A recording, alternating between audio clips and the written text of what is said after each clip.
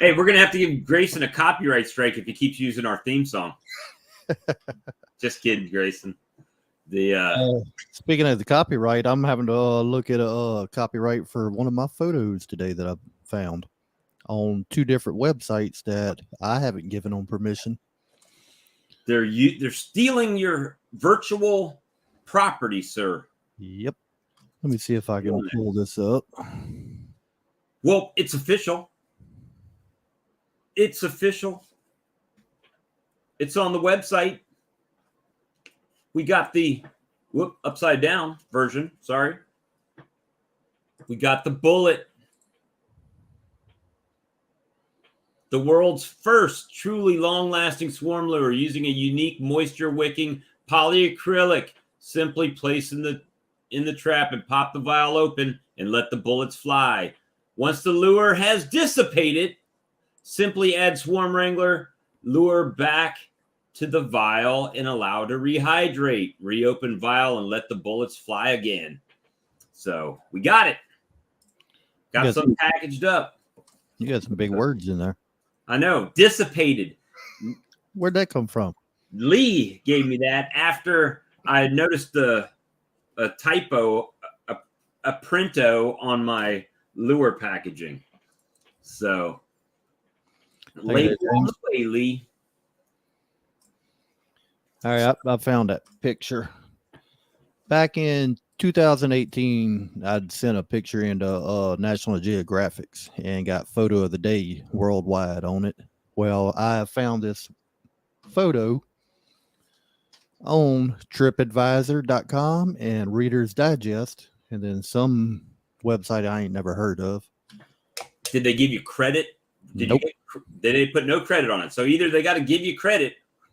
If they would have had the credit, it would have been fine, but it wasn't nowhere on the site. I tried calling them. Or do they have to credit National Geographic? Nope.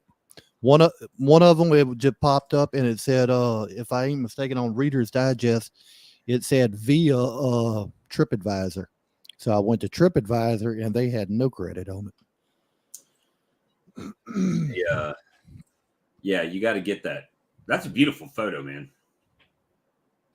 Beautiful photo. Where's that at? Oak Alley Plantation here in Louisiana. Is it in?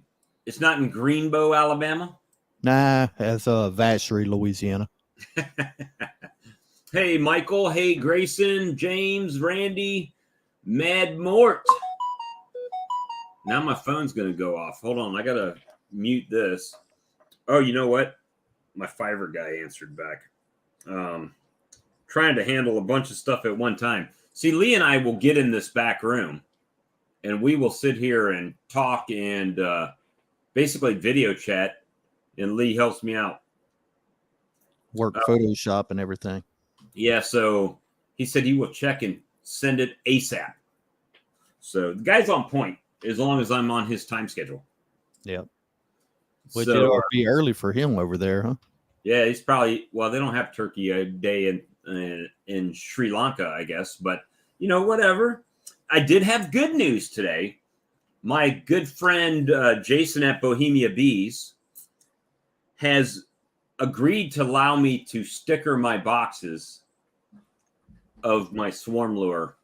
So I get to use some of these boxes if I sticker over the name with the new name. So not wasted money. So that'll be good. I did. You remember last night I took a vial of the swarm lure, right, with the unique polyacrylic in there, and opened it up on my tabletop and left it. Well, today I was like, you know what? It's a nice day. I just popped it open. Oh, man, it smells great. Popped it open, and I took it out and put it in one of my colonies, and I'm testing to see the rate of evaporation. So this one, you can see that the gel's a little bit, well, maybe not. The polyacrylic gel is all the way to the top, and it will stay moisture wicking the lure for a long time. And I actually put this inside of a colony so we can see that, you know, how long will it stay in there? What's the rate of evaporation and all that? Well, I do agree with what you're saying there, Spanky. However, let me get this box. So these boxes are perforated. Perforated. You see right there at a slant. So they will actually rip open, right? And this top piece will fold in, and it'll make a nice display box. And if I put a sticker on it, then they're not going to be able to rip it apart. So I'm going to re-sticker right here, and I'm going to sticker over this because of the perforations on the side. This one, and sticker right here too. So I might put a full sticker on the top though to keep the graphic in place. But yeah, so I'm going to be able to use these because I haven't found a cheap way to do that as far as replacing the boxes. But I do have the bullets on the website now. I do have a save 10% code on the website pinned to the top of the deal here. I've got plenty of them. I've probably got 120 more of these that I can make up right now, but I've got tons of vials and stuff. This is actually one order for Bohemia Bees. These are all Bohemia Bees that will be at the Hive Life conference. So it's, as far as I know, the only one that has this. So I do, if you click that, Lee, there's options, right? So one is $4.99. I've got a 6-pack option, right? Like a gun, six shooter. You can get 6 of them for, I think it's 19, or you can get 2 and 2 of them and a bottle, a spray bottle for 19. So some options if you want to, you know, buy them separately like that. But they already come preloaded with swarm lure.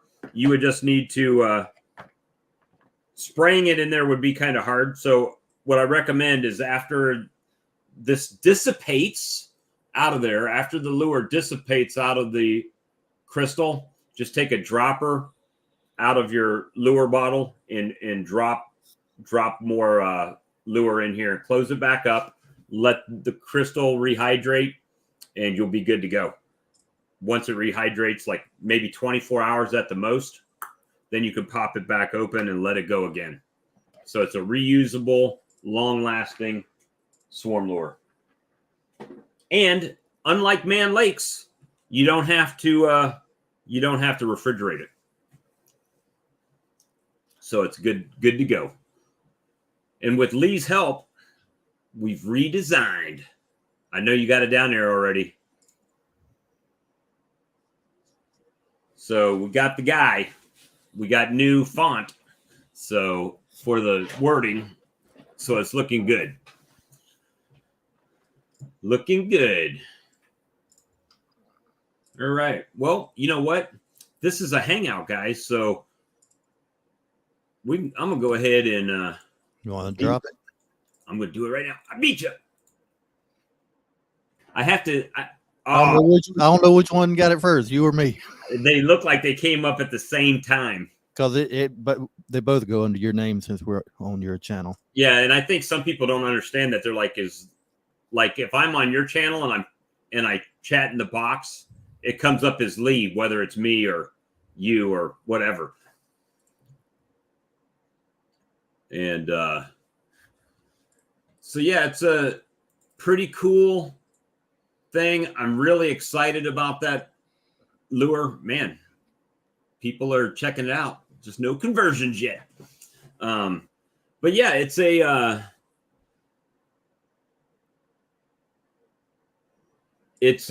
definitely a unique lure. There are other lures in vials. Don't misunderstand me with that.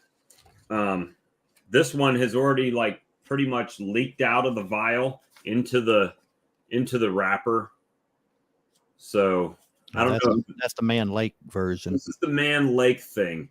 But see, again, it's just a vial, and I already know what they're doing. They're injecting this with a syringe, right? They're injecting the lure with a syringe, and that's pressurizing this vial, which is why it kind of has that big old air bubble in there. But this, I mean, that's how theirs comes. Printed. You do something on the bottom of the screen there different, or is that me? No, that's me. Not mine. I was gonna say I just changed my name down so you can. No, I had another share down there on the bottom. It was my third screen. But yeah, the only thing is with that swarm lure, those crystals won't work with every swarm lure because of the carrier agent that I'm using in my swarm lure is different than any other one on the market at the moment. So it's definitely, they work together. They'll work together. It won't work with like the Man Lake lure or some of the other lures that are out there, specifically for use with my lure. And that has to do with not me. That's the polyacrylic gel that's formed is not oil soluble. It's water soluble. So that's the big difference. So if it's an oil soluble lure, it won't work. It won't hydrate. Hey, Spanky, sometimes you just got to tell them they don't have an option. I know it makes it hard. And did I pin? I didn't pin it. Did I pin it? Let me go back and look and make sure I pinned that to the top. No, you got the Beware's pin right now. And I'll replace the Beware's pin. Everybody should know where to go by now if they follow our channel. But yeah, so, you know, that's it. I mean, it's exciting stuff. Obviously, still have the Apis. Everything on the website, use Stream 10, 10% off. And you ain't even had mead tonight. I haven't had any mead. Nope. Me neither. I haven't had any cigarettes since Saturday. So Dr. Pepper. My standard Monster energy drink. I drink way too many of those. Hey, we got somebody down there.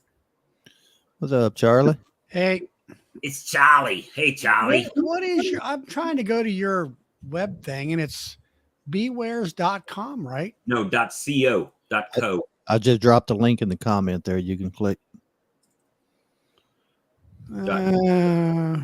Or you got to use the www.bewares.bigcartel.com. I can't. It doesn't want to click.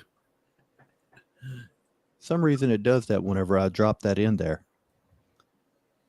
Really? Let me see if it works for me over on my channel. Let's see. Yeah, it opens up a new tab when I do it.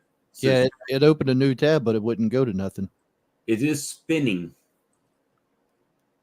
Let's see, I'm gonna try something here. I don't know. It always works for me, and that might be because of the cookie setting on my computer. It may be. All right, let me drop that link again, and now click on that. See if that one works for you.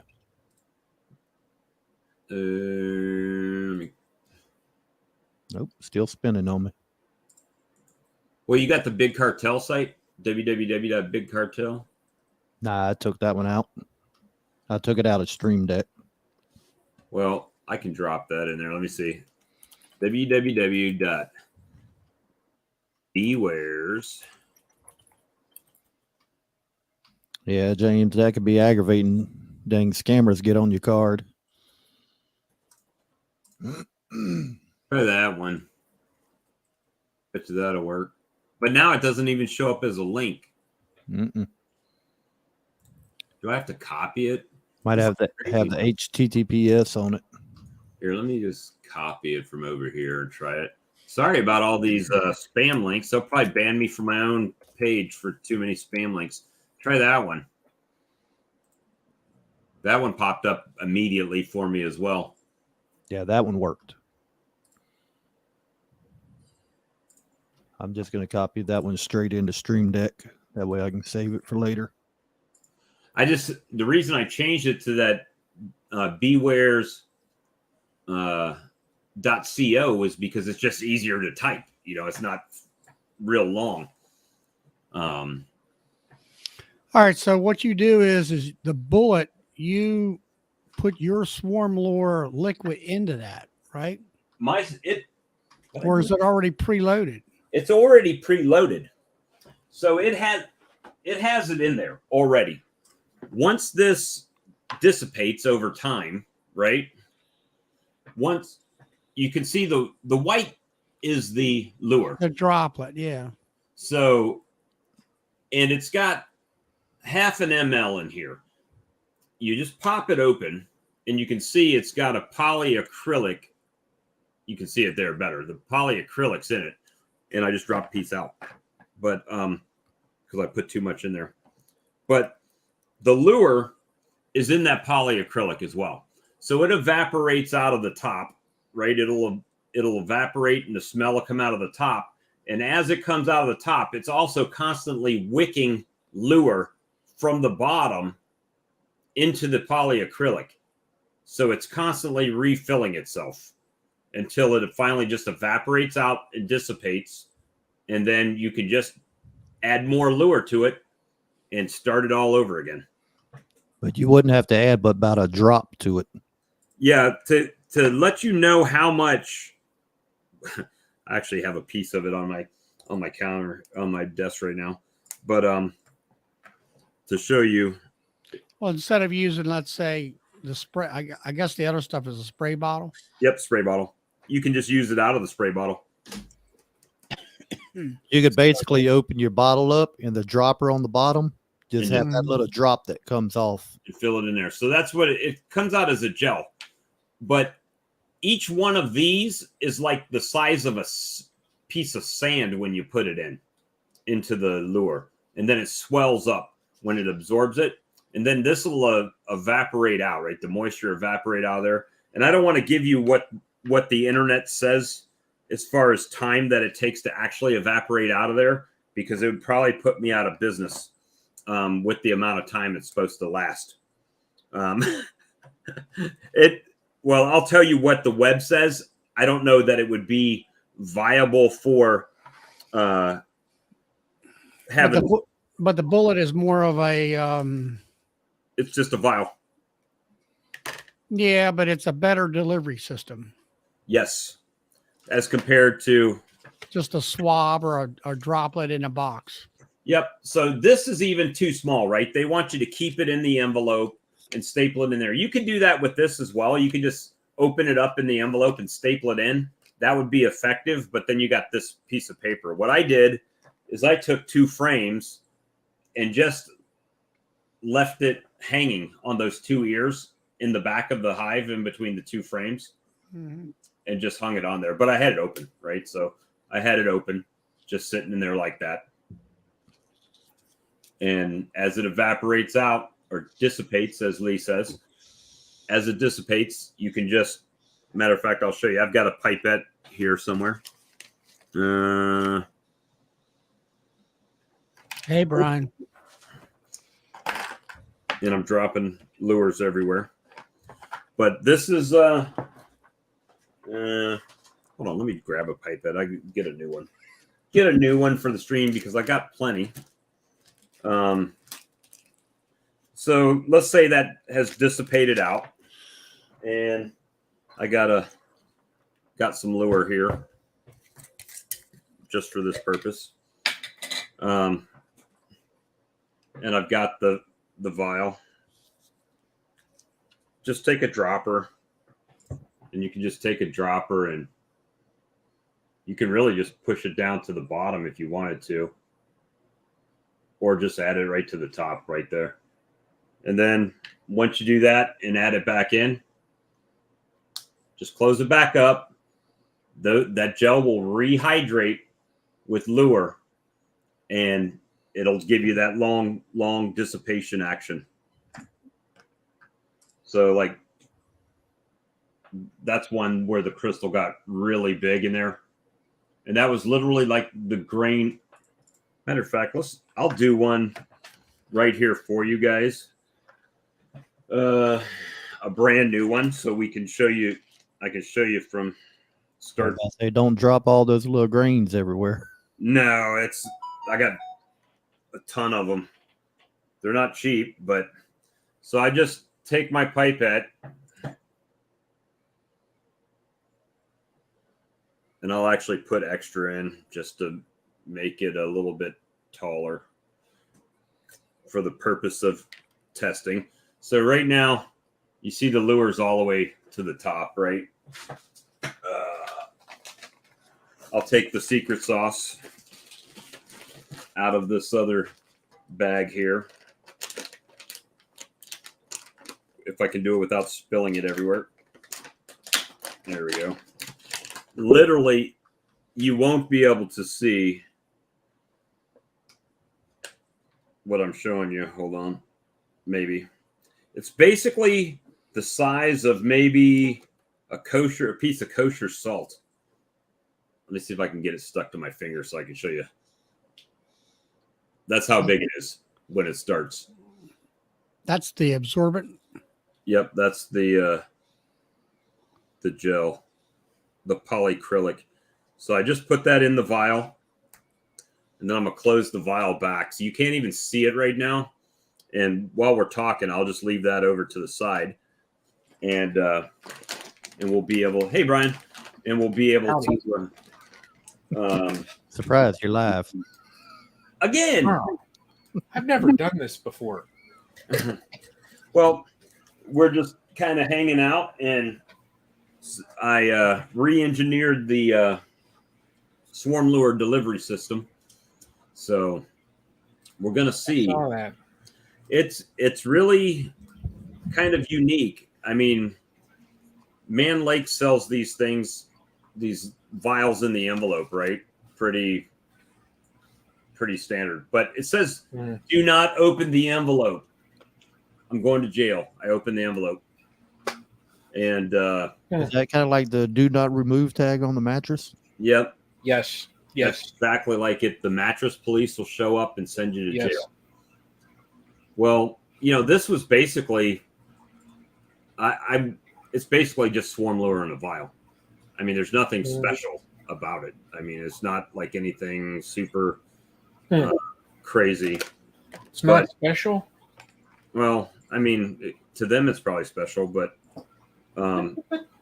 this right, I mean, that's the one I just added liquid to here.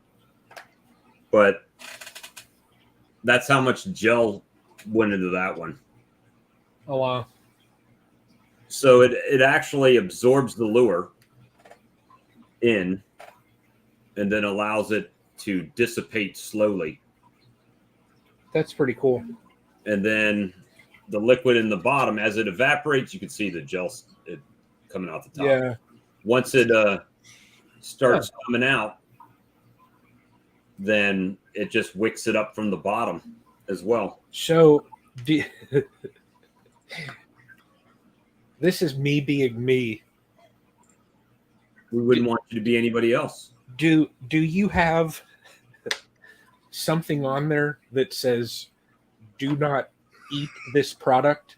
It doesn't matter. Lee won't read it. Yeah. Because, children had a problem with Tide Pods, and now you're going to give them this little thing that they're going to think, oh, I can put it in my coffee. Swarm lure coffee. Yeah. But that might be the next TikTok challenge. Bob's already tasted the new Swarm lure itself. I did. It's not it's not the most attractive tasting thing. Interesting. But it's all food grade, so I don't have to worry about it being hurtful. Oh, well, there you go. There you go. But now the gel, I can't say that's food grade. Yeah. Huh. That's a scientific thing, right? That has nothing to do with me. But yeah, so as let's see if it's probably starting to swell up already.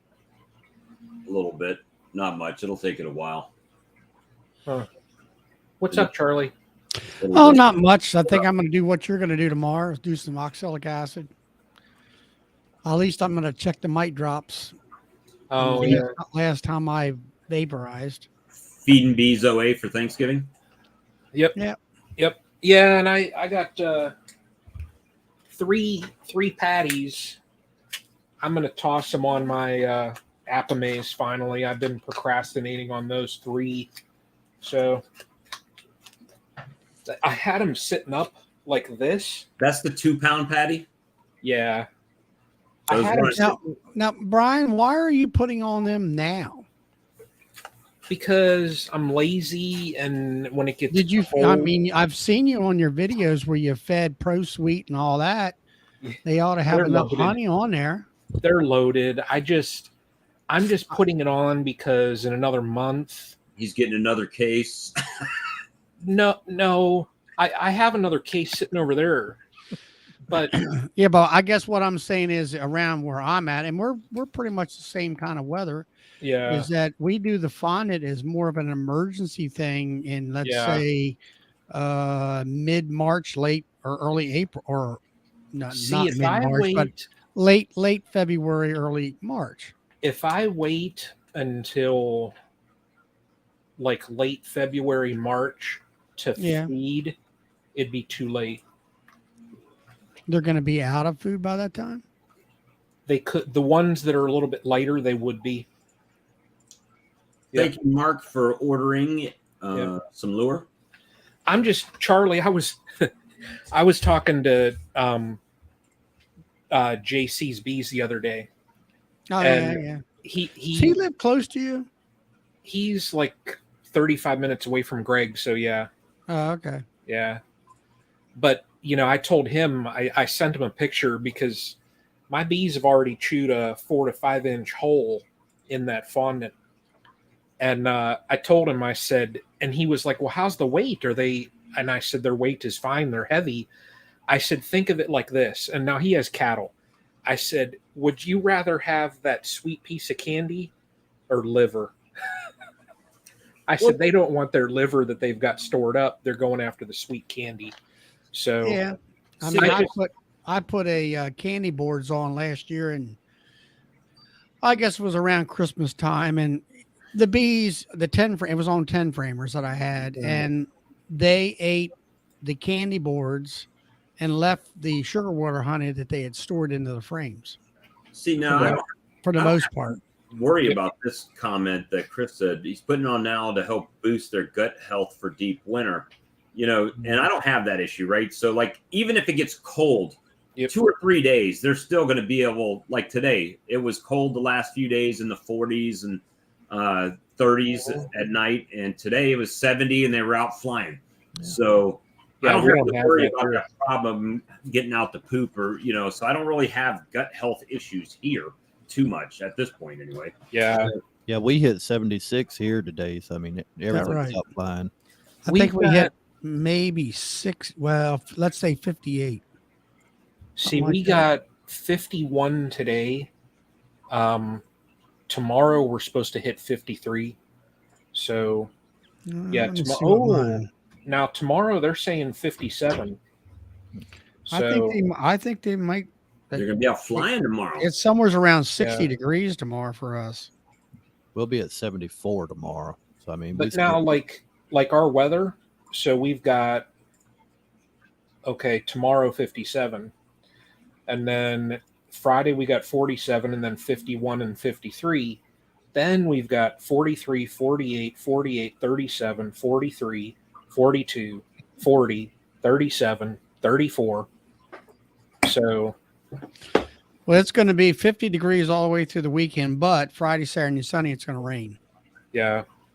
And then it said today we got up to about 58, which that's about right because I took my coat off and just had a hoodie on. Tomorrow is supposed to be 53. Yeah. Possibly. Yeah, I just threw it on, Charlie. Truthfully, it's because I'm looking at. I'm looking like Stepler says, don't do something, just do it, Yeah, I did it just so I have it on. And you're out of town a lot during the week too. So if it gets cold, you can't just run out there and drop something. Yeah, and that's 2 weeks in December. I'll be out of town for work. So I won't have any time. And then after that, we're going to be getting close to the holidays. And so I just wanted to get it on so that I didn't have to mess with it. Well, I mean, but it's like you've been saying, you've changed your game as far as supplements and feeding. And now you're starting to see the results of that where you've got strong hives and something that's has the potential to get through the winter. Yeah. And, and I'll have to say, like this Hive Alive, it's got the additives in it and stuff like that, which seems like that it's doing well for you.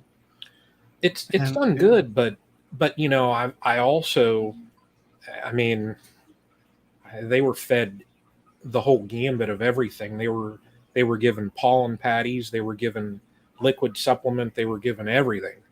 So I actually put more dry pollen sub in my pollen tube today, and they were killing it today. Yeah. Well, for me, I don't know. At 1 year we had, I think it was in February, it was like damn near 70 degrees, 60, at least 60 something. And that year I went through 40 pounds of pollen like no tomorrow. Wow. And now the last couple years, it's been sort of back to normal. And come late February, early March, the maples are starting to bloom, and they turn their nose up to supplements at that time when it comes to pollen. So I used to do pollen powder. They loved it, but they packed the darn hives. They were like pollen bound.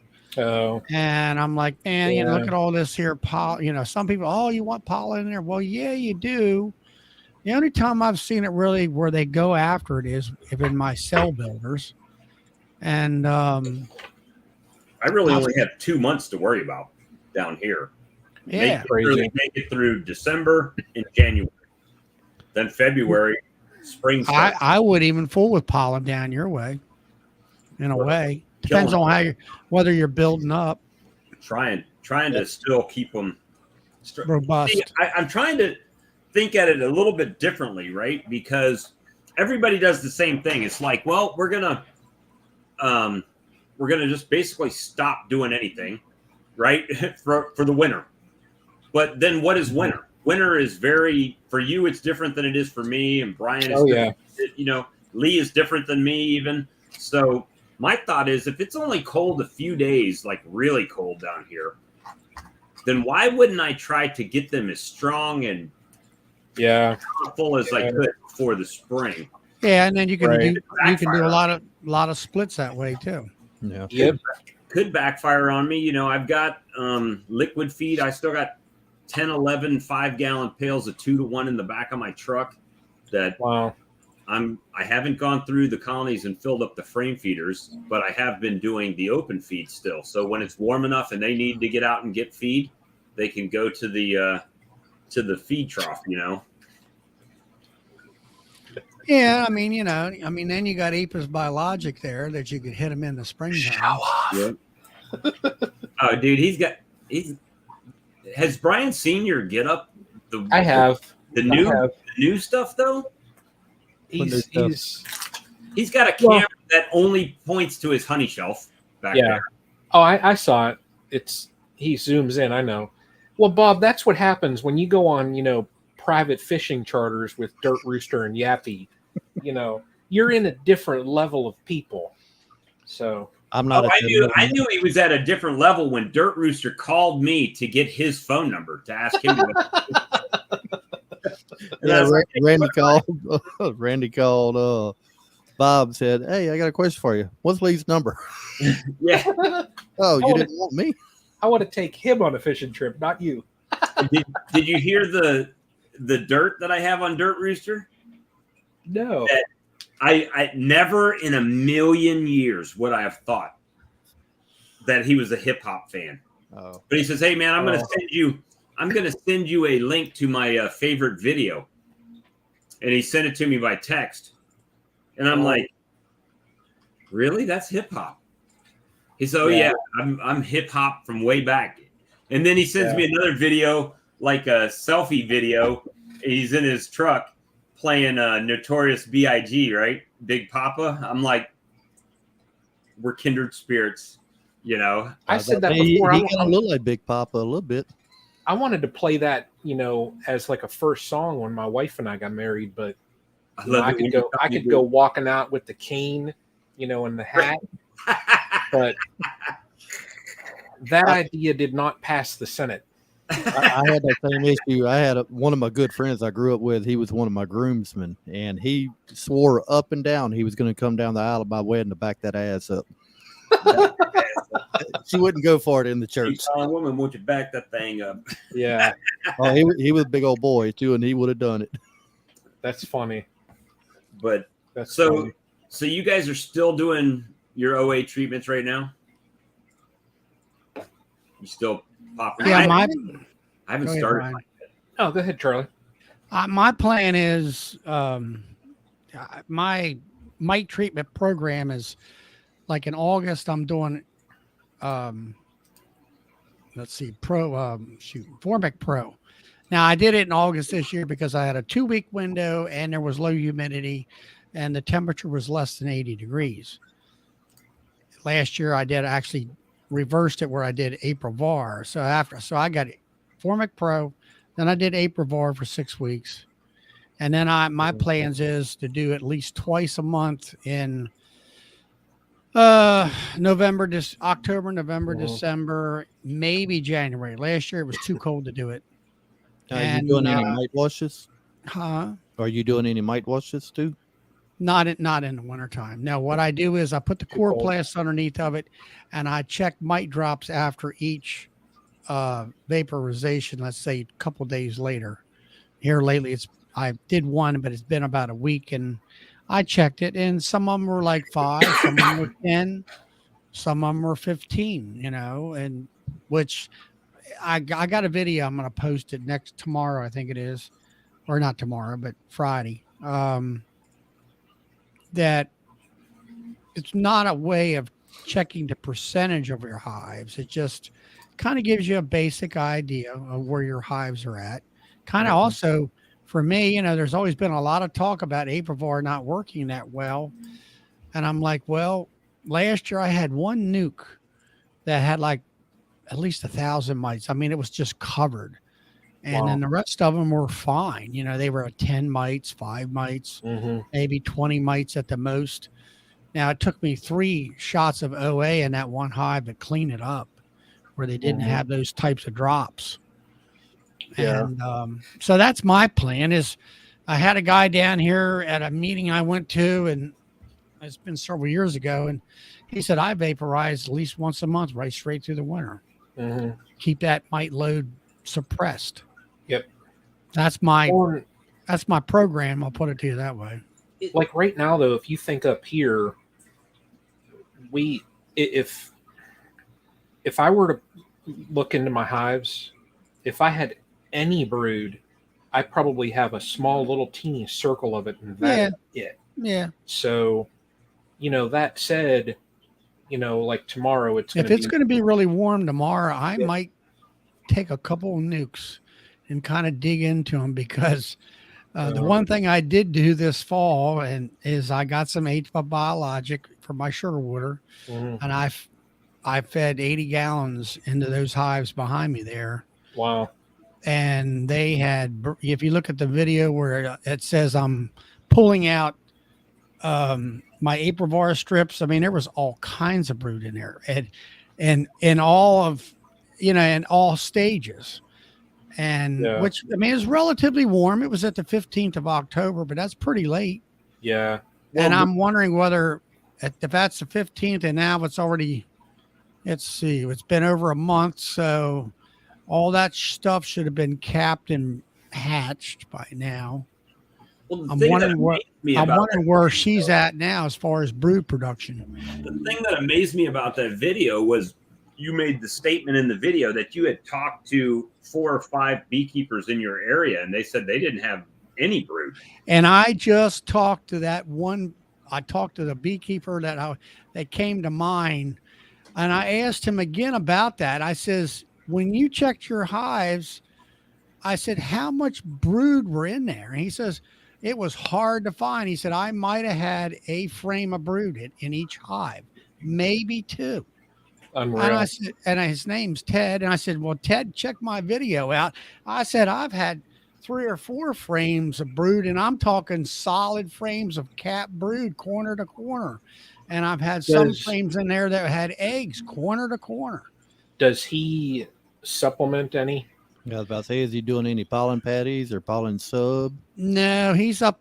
He's about 20 miles north of me, up alongside the Susquehanna River. He does that now. He has a fall flow where he has BB trees and stuff around that. But Charlie wasn't feeding pollen sub. The only thing he did was add the apis to his sugar syrup. That's it. I don't do any pollen in the fall or anything. I fed mine, like, I even remember in the springtime with my colonies when they had the fondant, and then I threw the pollen patties on them, and in the liquid they had, in their syrup they had the liquid supplement. And I remember in the spring there were local beekeepers that were commenting. They're like, oh, seeing, some good frames of brood, and they were saying, oh, I've got 2 frames of brood. And when there were others saying they had 2 frames, I was at like double that. I was at like almost 5 frames of brood. So now and what time is this in the springtime? This was early in the spring, and I did my splits. What was it? Late March or April? It was no. God, we still have snow into April here. You do? Okay. It was first week of May. Wow. And they only had 2 frames of brood? Yeah, but you figure there's sometimes we'll have snow second week of April. It's, it's snowing. Like Greg, I remember his one for his bee run, it was like the 3rd week of April. It was 30 degrees. So you can't. All right, well, now see, I'll say there's a difference in my weather, for even though that you're not, I don't think you're quite that far away. I look where Greg's area is. He's up there close to Columbus. Yeah, he is. Yeah. And which he's not that far away from my house, as far as drive time. It's maybe 10 hours. Yeah. And anyway, yep, it's exactly what Chris. We're getting come April, that's honey season starting here. Yeah, not here. It's exactly what Chris said there. Like my area is compared to like Greg and like probably where you're at. My area, we get all that lake effect precipitation. Right. So how much snow you got up there now? We have none now. Okay. it melted. That we got like, well, you got a dusting. That we call it a dusting. We probably had like an inch, with that last storm. Yeah, that's what I call it. Wait a minute. Is that your wife's inch or your inch? Because we all know a guy's inch is like that, and a girl's inch is like that. It was like this much. But no, okay. There's a major difference right there where I can see where, in your case, pollen is definitely, pollen patties, is definitely a major, it'll help them. I actually have some. What I'm saying is your bees need that. Yep. Because of your weather conditions. Yep. Where mine come about mid-March or early March, natural pollen's starting to come in. Yeah, we don't have any. We have had snow on our ground, like, I'm talking 6+ inches, 12 inches on the ground. Now? No. And that's like this much. I'm talking through the entire month of March. So It's like last year, I had to shovel a path in the snow to get out to our bird feeders to fill them. That's how much snow we had last year. Mm-hmm. So, yeah, this area, if we were probably 50 miles south, we wouldn't deal with this lake effect like what we get. See, we start getting the red maple stuff like the end of January, beginning of February down here. So they'll start. My bushes are and flowers right now. If you're getting at it January, February, we're getting it around March. Wow. All right, so this is the vial that I just made up on here that's been sitting. I don't know if you see the crystal. Yeah. In there. That's interesting. So, long term innovation. Hey, Brian, the way I've been hearing you talk on the past couple of streams, it sounds like you might be going a few more hives next year. Don't Hashtag Brian 20. Oh my God. You are so stupid. You should have made it like a political sign logo. Hashtag Brian 2022. I was actually going through his videos and I found one earlier. He's standing on one side. He got like 2 lines of hives. He's standing on one side and he's kind of pointing that way. I started to put that on the shirt and say, put another 20 over there.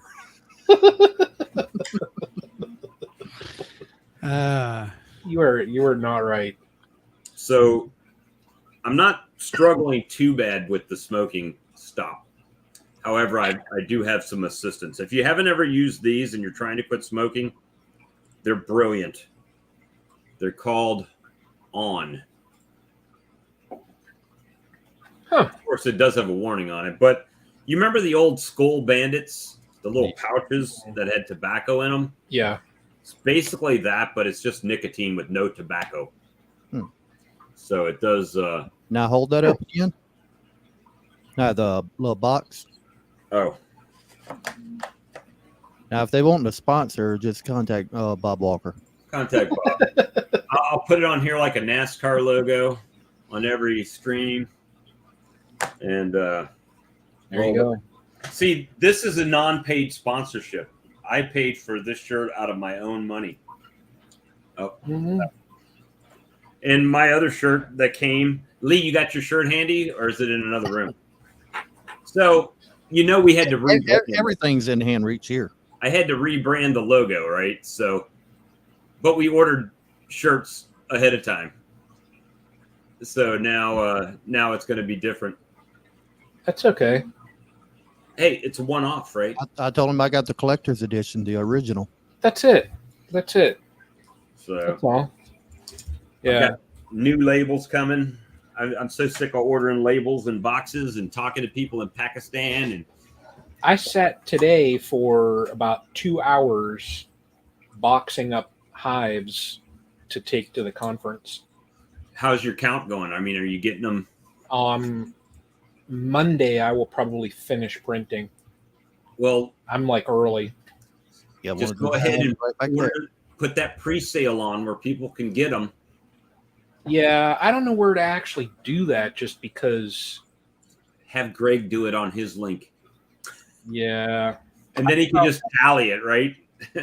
Yeah. I should just do something where, I don't know. And that way, since you're caught up, you go ahead in the pre-orders, you can go ahead and make ahead of time and have them ready. Then you have your stock for the show. I have something else that I need to spend probably the month of December printing. Would that be some little stickers? Huh? Stickers? Would that be stickers? The what? Stickers. Y'all's new logo. Oh, no. No, it's something else that Your wedding thing. No, that Charlie, you saw it at Jason's in Maryland. Remember that little dial? No, not really. Okay. Would that be something for queen rearing? It is, yeah. I was just guessing when you said dial. You guys will see date it. Dial? A little date dial thing? That's cool. No, you guys will see it. It'll be there. But I want to try. Secret out. Yeah, I need to try and get, I have a certain set goal that I've talked to Jason that I want to have done, and I'm actually having the larger printer that I bought really helped out. So I've been able to double up what I print. So I'll finish up. Well, I mean, I'll be done printing my hives before December, so then I can just focus all of December. No, Frank, it's not. I'll be able to focus just all December. I'm going to print, this project here that I'm working with Jason on. So I've already got like some, and I'm only going to bring a couple of them. Prototypes. I've got like a box of, the. But do you have one that'll do one frame? I ask about that every time because of Mike. No, let me look because my brother is who owns that file. Right. He is supposed to be updating. Let me see here. We got Frank and Chris in the chat. Hey, Frank. Hey, Chris. Hey, Mike. He hasn't updated it. My brother, I specifically have asked him about that. Make a set of holders that's skinny and only does one frame. As soon as he updates the file, I'll print a couple. I mean, I could print 10 or 20 of them and bring them down there. So now, how much bigger is your big machine that you're saying you got? My other one, I could do 2 sets of frames at one time. This one here, I do 4. Quite a bit bigger then. So, but I added, let me see if I can, I don't know if I can turn this now. See, you need extra cameras. I got too many wires. If I had my GoPro hooked up, I could just turn it. But for this new printer, like I bought a custom like stainless and plexiglass enclosure, and then it took me like, God, let me see if I can turn this. It took me like 3 weeks. I added a touch screen onto the front of it, and I put a little. Have any of you ever heard of a Raspberry Pi? Yes. A little computer board. Mm-hmm. I took a Pi 4B, and I installed Octodash. It's like a 3D printing program. I installed that and put a 5-inch LCD touchscreen. So all of my files from the computer, they're all stored on the Pi board.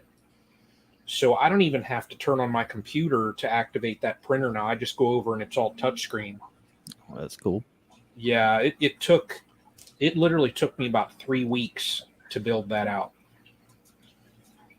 So the directions like online, they're not so good. And, you program the Pis yourself too, or I do. Yeah, it's not hard. I mean, Raspberry Pi.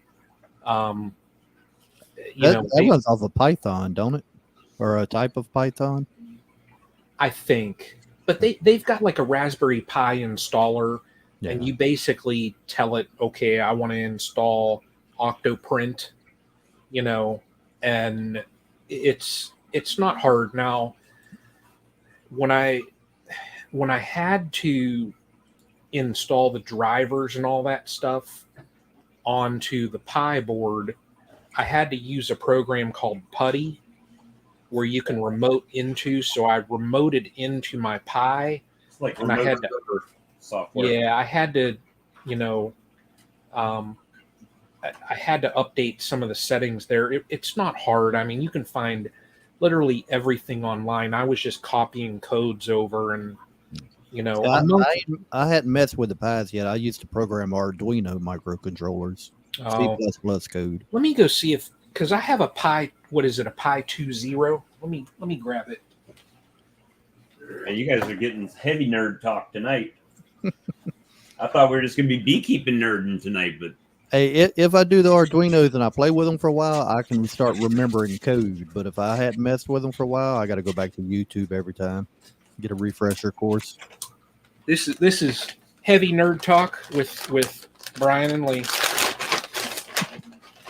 Yeah, here's my. Hey, since it's just me and you, let me pop it out of there.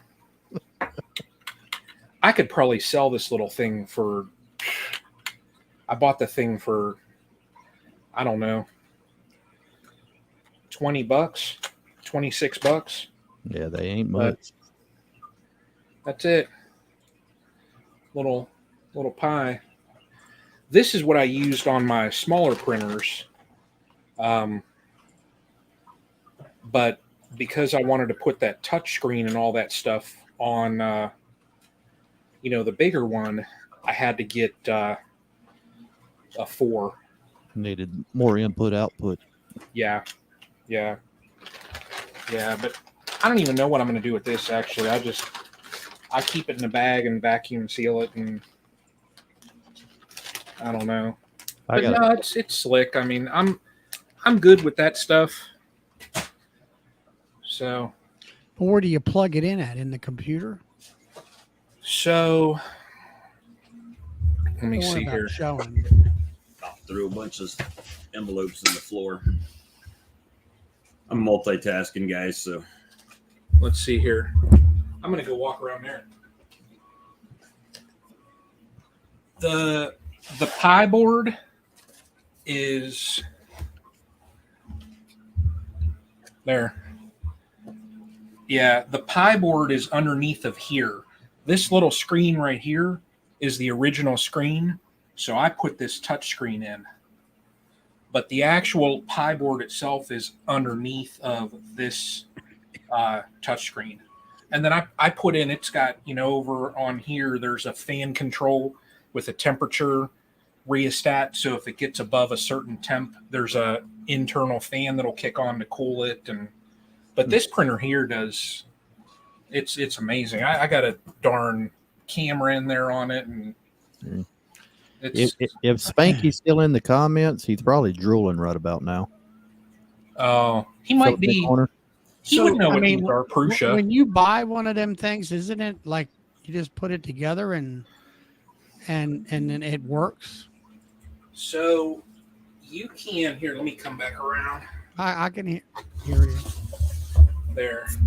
So you can do one of two things. You can, through Prusa, you can buy it where it's semi-assembled and it comes in big parts and you just screw like 2 or 3 things together. Right. Or you can buy it as a kit and it literally comes nuts and bolts and you got to put everything together. And 10,000 pieces. It's like a $300 difference. I bought the kit for my bigger one because my thought, and my brother has 3 of them. So it's the only reason why I bought the kit is because I figured if a part breaks, that way I know how to disassemble it and reassemble it. So, and it took me, Charlie, probably 12 hours to put that darn thing together. Right. So, I mean, I used to make assemble computers and build them and all that. But it's not hard. And that company, they actually have, like, they sent me the install book was literally like this thick, full colored book, but then on their actual website, they have each and every little step, and every piece is labeled. So it's like, they make it easy. Now, don't they have a liquid 3D printer that you pour a liquid into something and then resin? Okay. Yeah. Resin is a little bit different. Resin you can print a lot faster, but it's just a little different. You have to have like curing stations for some of them, and it's a little different. So, did you see my new toy? No.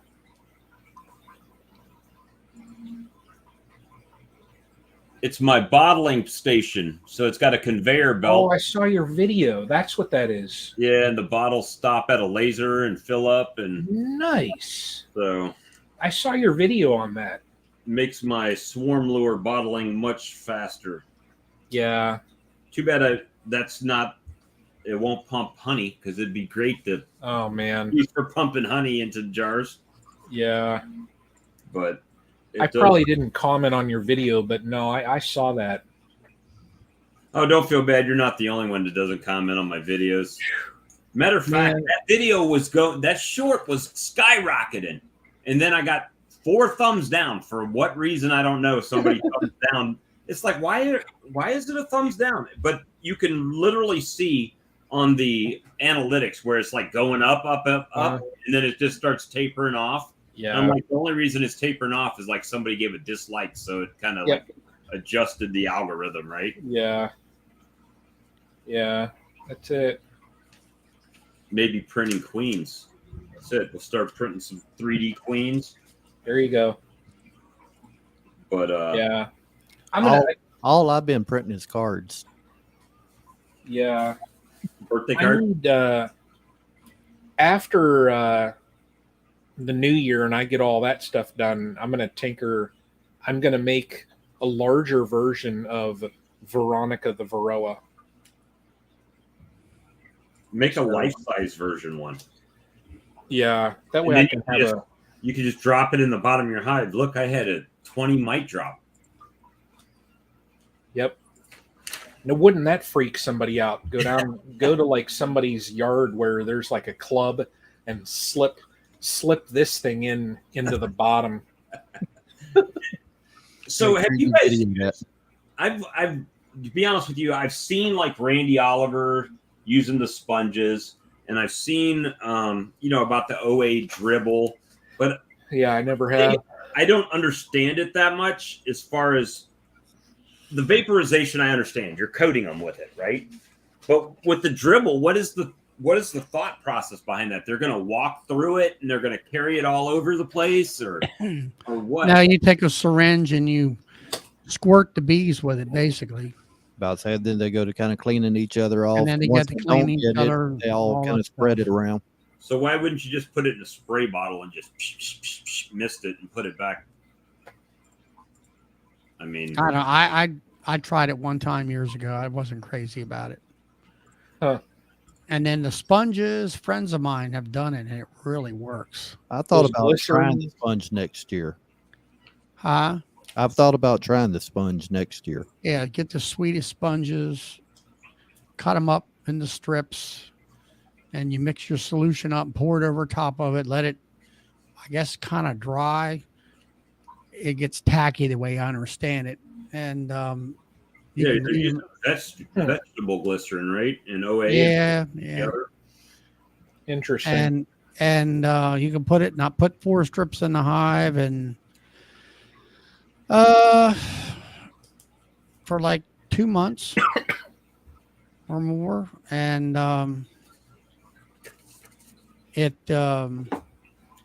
MJ Habitat says OA works. One guy told me, he had 1s and 2s when it came to mite counts after that versus higher mite counts after actually Aprovar, really. So it worked quite well. Wow. Quite well. Wow. I've got all the ingredients and stuff. I just didn't do it this year. I got to read a little bit more about it. Well, we're going to do a wash next week. I'm not doing, Charlie, I'm like you. I'm probably not going to be able to do a wash until spring. With the sponges, though? So with the sponges, they've got to walk over it, or is it just evaporating into the colony? I think they actually removed the sponges. Yeah, I think they chew them. They chew them. Now remember, the sponges are not. They're made of. I forget what the word. It's paper, but what's the word? What's the scientific? Is it like a cellulose or something? That's it. That's the word, cellulose. See that Ohio State education, boy. Well, I don't have a college education. Me neither. But anyway. I got it. I need to mount it up here behind me so people can see it. Anyway, they actually chew it out and remove it out of the hive over time, and that's how it works. Swedish dishcloths. Yeah, that's him. Interesting.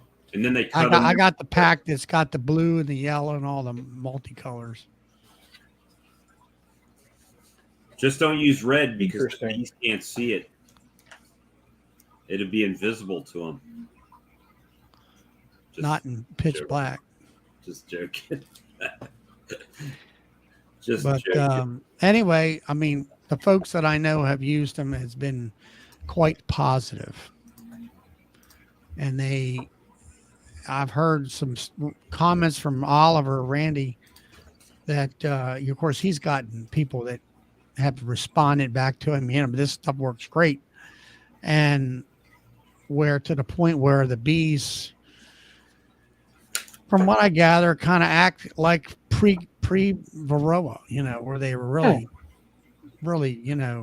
prolific. Lee's got that mixing board. We should do a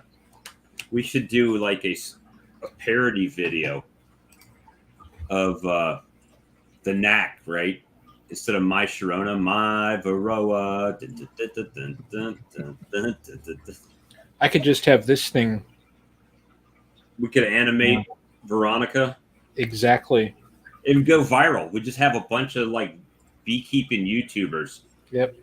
In front of a green screen with a bunch of bees behind them singing my Varroa. Oh, wow.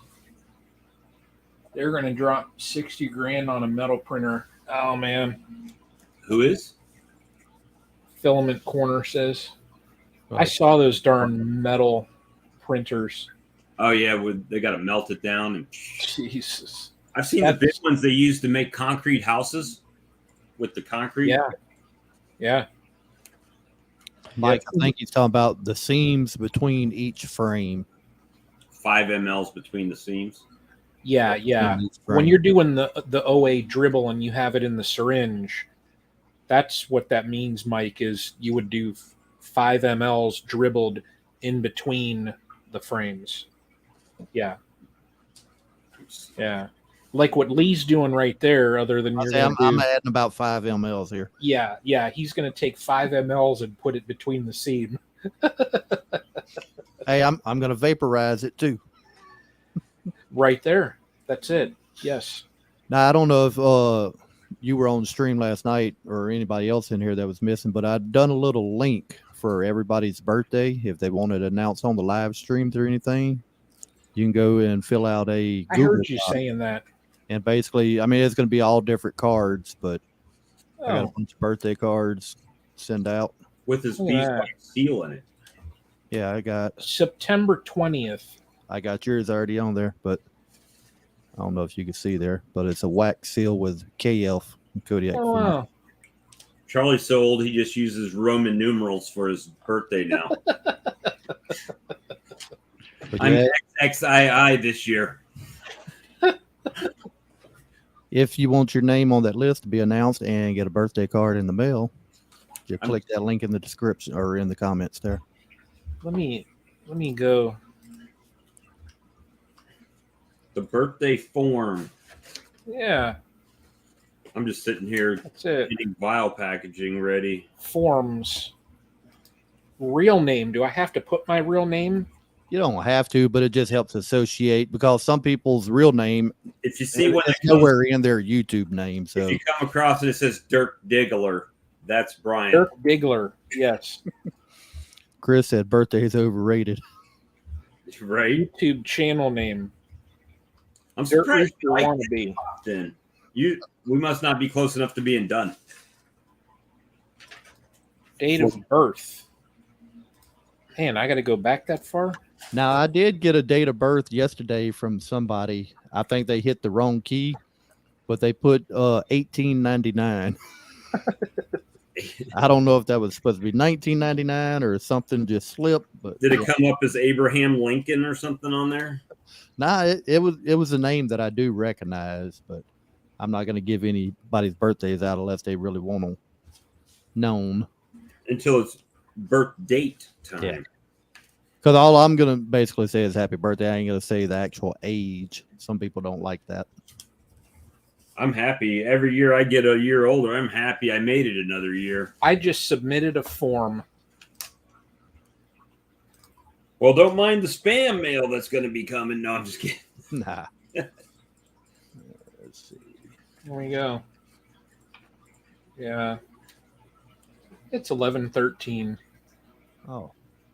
Do you know where your turkey is? My turkey, so... Are you brining it?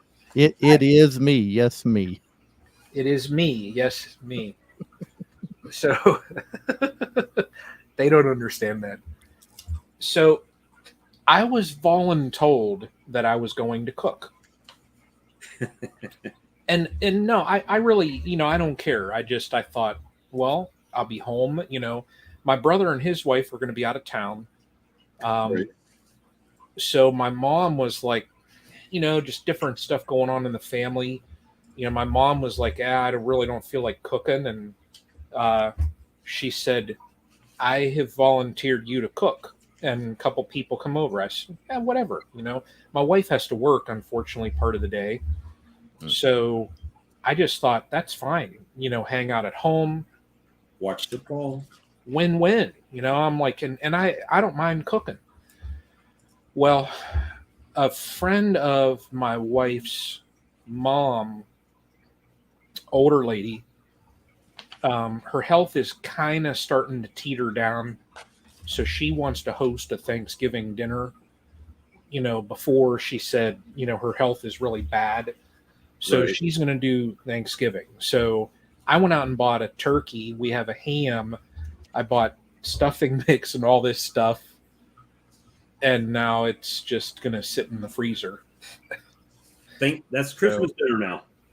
Well, Christmas will go to my brother's on Christmas Eve. And, I don't know what we're going to do Christmas Day. Maybe I'll cook, but oh well, I have an extra turkey and an extra ham. This has been a weird holiday season for my family because we had a death yesterday. Yeah. Which it's kind of a weird family structure anyway, because I divorced when my kids were little, and yeah, and so they got to their stepdad was the one who died in that helicopter crash yesterday. Yeah. So it's I tell you what, it doesn't help the situation, but they witnesses, they basically said, even though he perished in that wreck, he saved a whole slew of people, because they said it could have been 10 times worse. Right on the highway. It was right by a school and office buildings and everything too. Worse. Check it out. My darn Siri started talking. Did you hear that? I get that a lot too with my Google. Yeah, but that's it, man. Yeah, so they're going through a lot right now. But I'm sure finding the funny, it's not funny, haha, but the interesting thing is I watch a lot of these like air disaster TV shows and how they do the investigations and all. Yeah. And NBC actually said that helicopter model has the most helicopter accidents out of any other helicopter. I saw that. And it was like 400 and some odd wrecks in the last 20 years out of that helicopter, with over 50%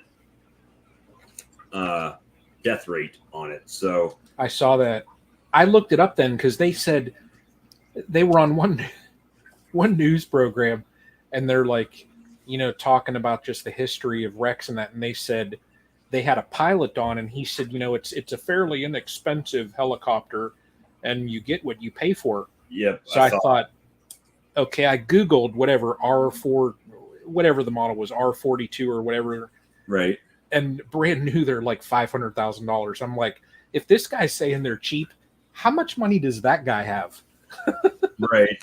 Well, I mean, as far as I guess the helicopter, that might be cheap, but the thing is, relative terms, they try to make these things last forever, right? So they do maintenance on them, but it only takes one thing when you're in the air on a helicopter to go wrong, The thing that kind of struck me as weird about the whole thing is there was no fire, right?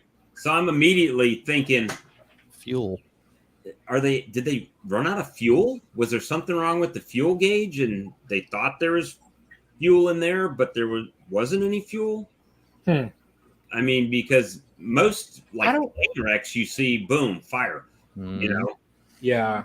And I don't know how, I don't know how helicopters work. Like, if you run out of fuel, you're supposed to be able to gyro down.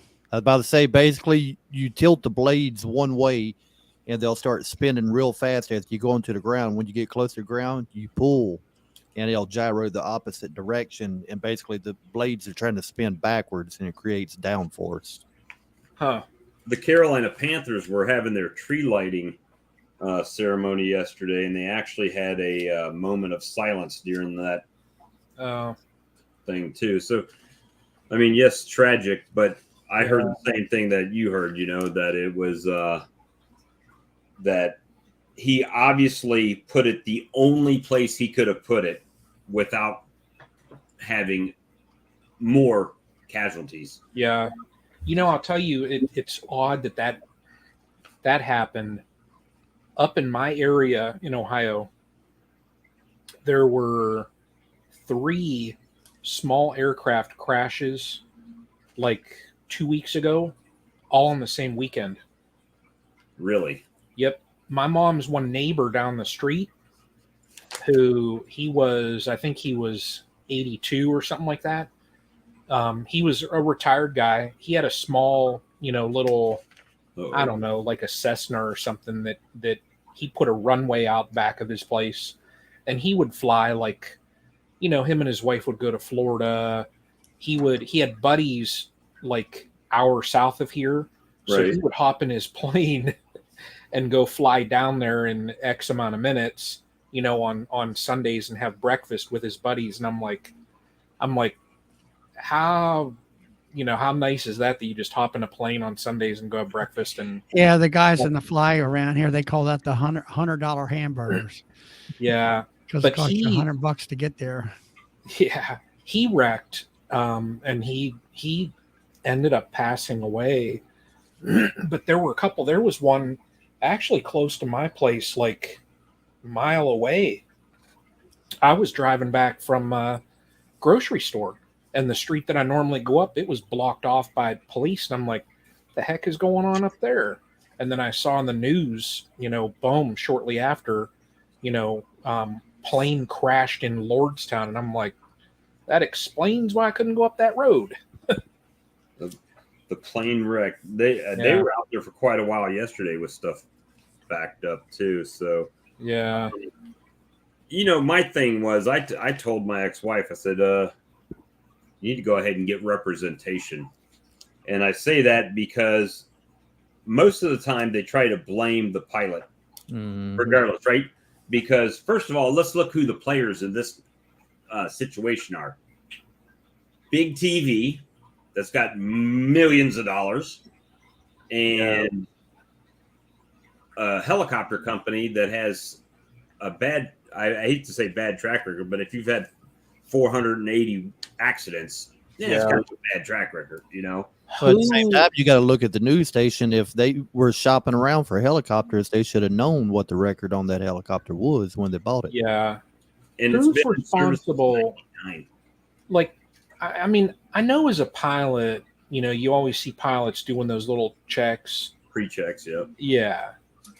But, like, who ultimately is responsible for the maintenance on, like, that was a news channel's helicopter?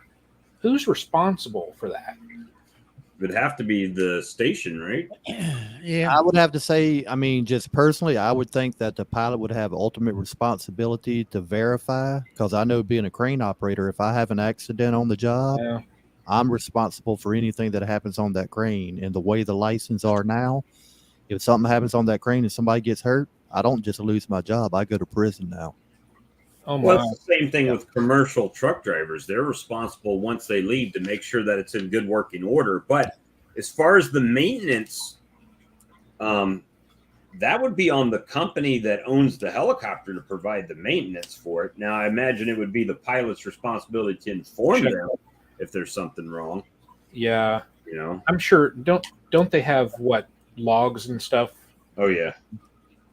Yeah, I mean everything has, especially on helicopters, certain amount of fly hours. You got to do certain things. Yeah. See, that's like my crane. I have to fill out inspection papers every morning when I get to work. I got to go over the crane, fill out paperwork. Once I fill that out, then for every lift that I do, I have to fill out another page of all what the weight of the load is, all the rigging, what the deductions are, what my capacity is, my percentage. I worked, years ago, I played a video game online, and one of the buddies that I met, like there was a little group of us that would play this game together. What game was it? Dark Age of Camelot. It was kind of like World of Warcraft. It was one of them MMOs, and there was 8 people in a group, you know, and we ran with the same people every night. So, you know, I mean, we just got to know each other. The one guy, his name was Doug. He worked at a shipyard in Canada, up like he lived in Vancouver, but he worked at a shipyard up there, and you know, he would unload the whatever those Containers. The containers off of ships. And I was talking to him. I'm like, you know, like what happens if there's an accident? He was like, don't even talk about that, because he said it's almost 100% guaranteed if there's an accident and you're unloading a container, people die. Right. He said it just is, you know, and he made, he just made buku bucks, you know, but I mean, it was high stress, you know. He said, you just got to be on your P's and Q's, and, you know, everything is checked, and, you know, so. But it just tells you, tomorrow's not guaranteed for any of us, you know. No, it's not. So yeah, got to live it the fullest. That said, if I croak in the next few days, I'm going to need somebody to come up here and take these 100 hives down to Hive Life and sell them. Just send them to Hilco. They'll sell them for you. Jesus. Hey, I can't, you know, the thing is, John is a good guy, man, from what I get. Is. Yeah. I mean, he's going to be carrying my swarm lure to Hive Life, so my swarm lure will be at Hive Life. So yeah, he's helping me get started. You know, but I can't say anything. I mean, you know, it is what it is. You know, whatever. But we all wish, you know, that some consideration is given on things. Yeah, I mean, that's the business world, though. You know, when you mix business with friendship, that never turns out so hot, you know. So, but yeah, I mean, he's helped out Art, our little streams. He's always doing stuff for people. So yeah. But oh well, I just want to sell a couple so that when I get back, I can sell my other smaller printer and get another bigger one. So are you boxing it, or are you just gonna? How are you packaging it? But wait, there's more. The reason I say is because, like on my swarm lure, I've got a QR code that you can scan and go to the website, right?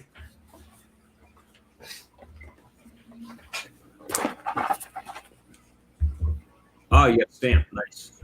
I got each one. Each one is boxed. It's all bubble wrapped and they're in there. So, but I've got.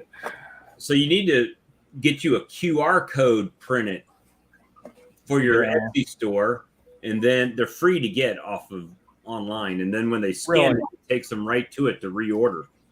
I should. Yeah. And, each one I have one of my cards in it. Right. And it's got my info on it. So it's got the Etsy store and my contact stuff. So, but and there's another little surprise in there too that other people might not be doing. Just thought I'd throw in a little bit of extra. So, but no, I have them all. I wanted to do it like this just because Greg is going to take down, he's going to take them down there for me. Yeah, day one, because I'm not going to be there. Hey, well, why don't you send me your pass, and day one I'll just go and use I'll be Brian Coper for the day, because I did not get a ticket. No, with all the confusion. No. Oh man. With the different stuff, and when I was gonna finally order it, then it was like, oh, we're sold out. So yeah, so same thing happened to me last year. But maybe it's not in the cards for me this year. Yeah. I just wanted it easy. I mean, I was just thinking Greg he's being kind enough to say, give them to me, I'll take them down and pull it. There you go. See if it'll hold a swarm. It'll hold. You would not believe. I tell you what, though, that's funny. You wouldn't believe the number of messages I've gotten on Etsy, people asking me what type of colony, how many bees would these hives hold, and I just respond back.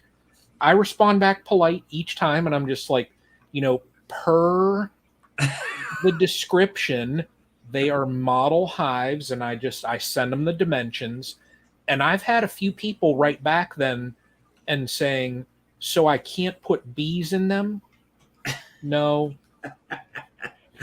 Hey, if you get a really big 3D printer, you can just 3D print a hive body. You could. Yeah. But no, I'm going to have them all like this just because if one of them sells, all I want Greg to have to do is just grab a box and hand it to the person. I don't want him to have to sit there and, are all the pieces in this one and, it spilled over or whatever. I just want to be, here you go. So, well, I do have a discount code Stream10 on my website for there you go. Anybody wanting swarm lure. Lee actually got a bottle yesterday. Oh wow. What does it smell like, Lee? Smells like something else we talked about, but I'm not going to say that name. Another brand of swarm lure. It smells like it's right there, like one. It's an ant hive. That's just it. Yeah. No, but I don't know. They're nice. What's Lee got up on? I was about to say, y'all probably been watching me look around. I've been trying to find a video that I have, but I cannot find it anywhere. But I got a picture. That's me at work. How tall is that boom?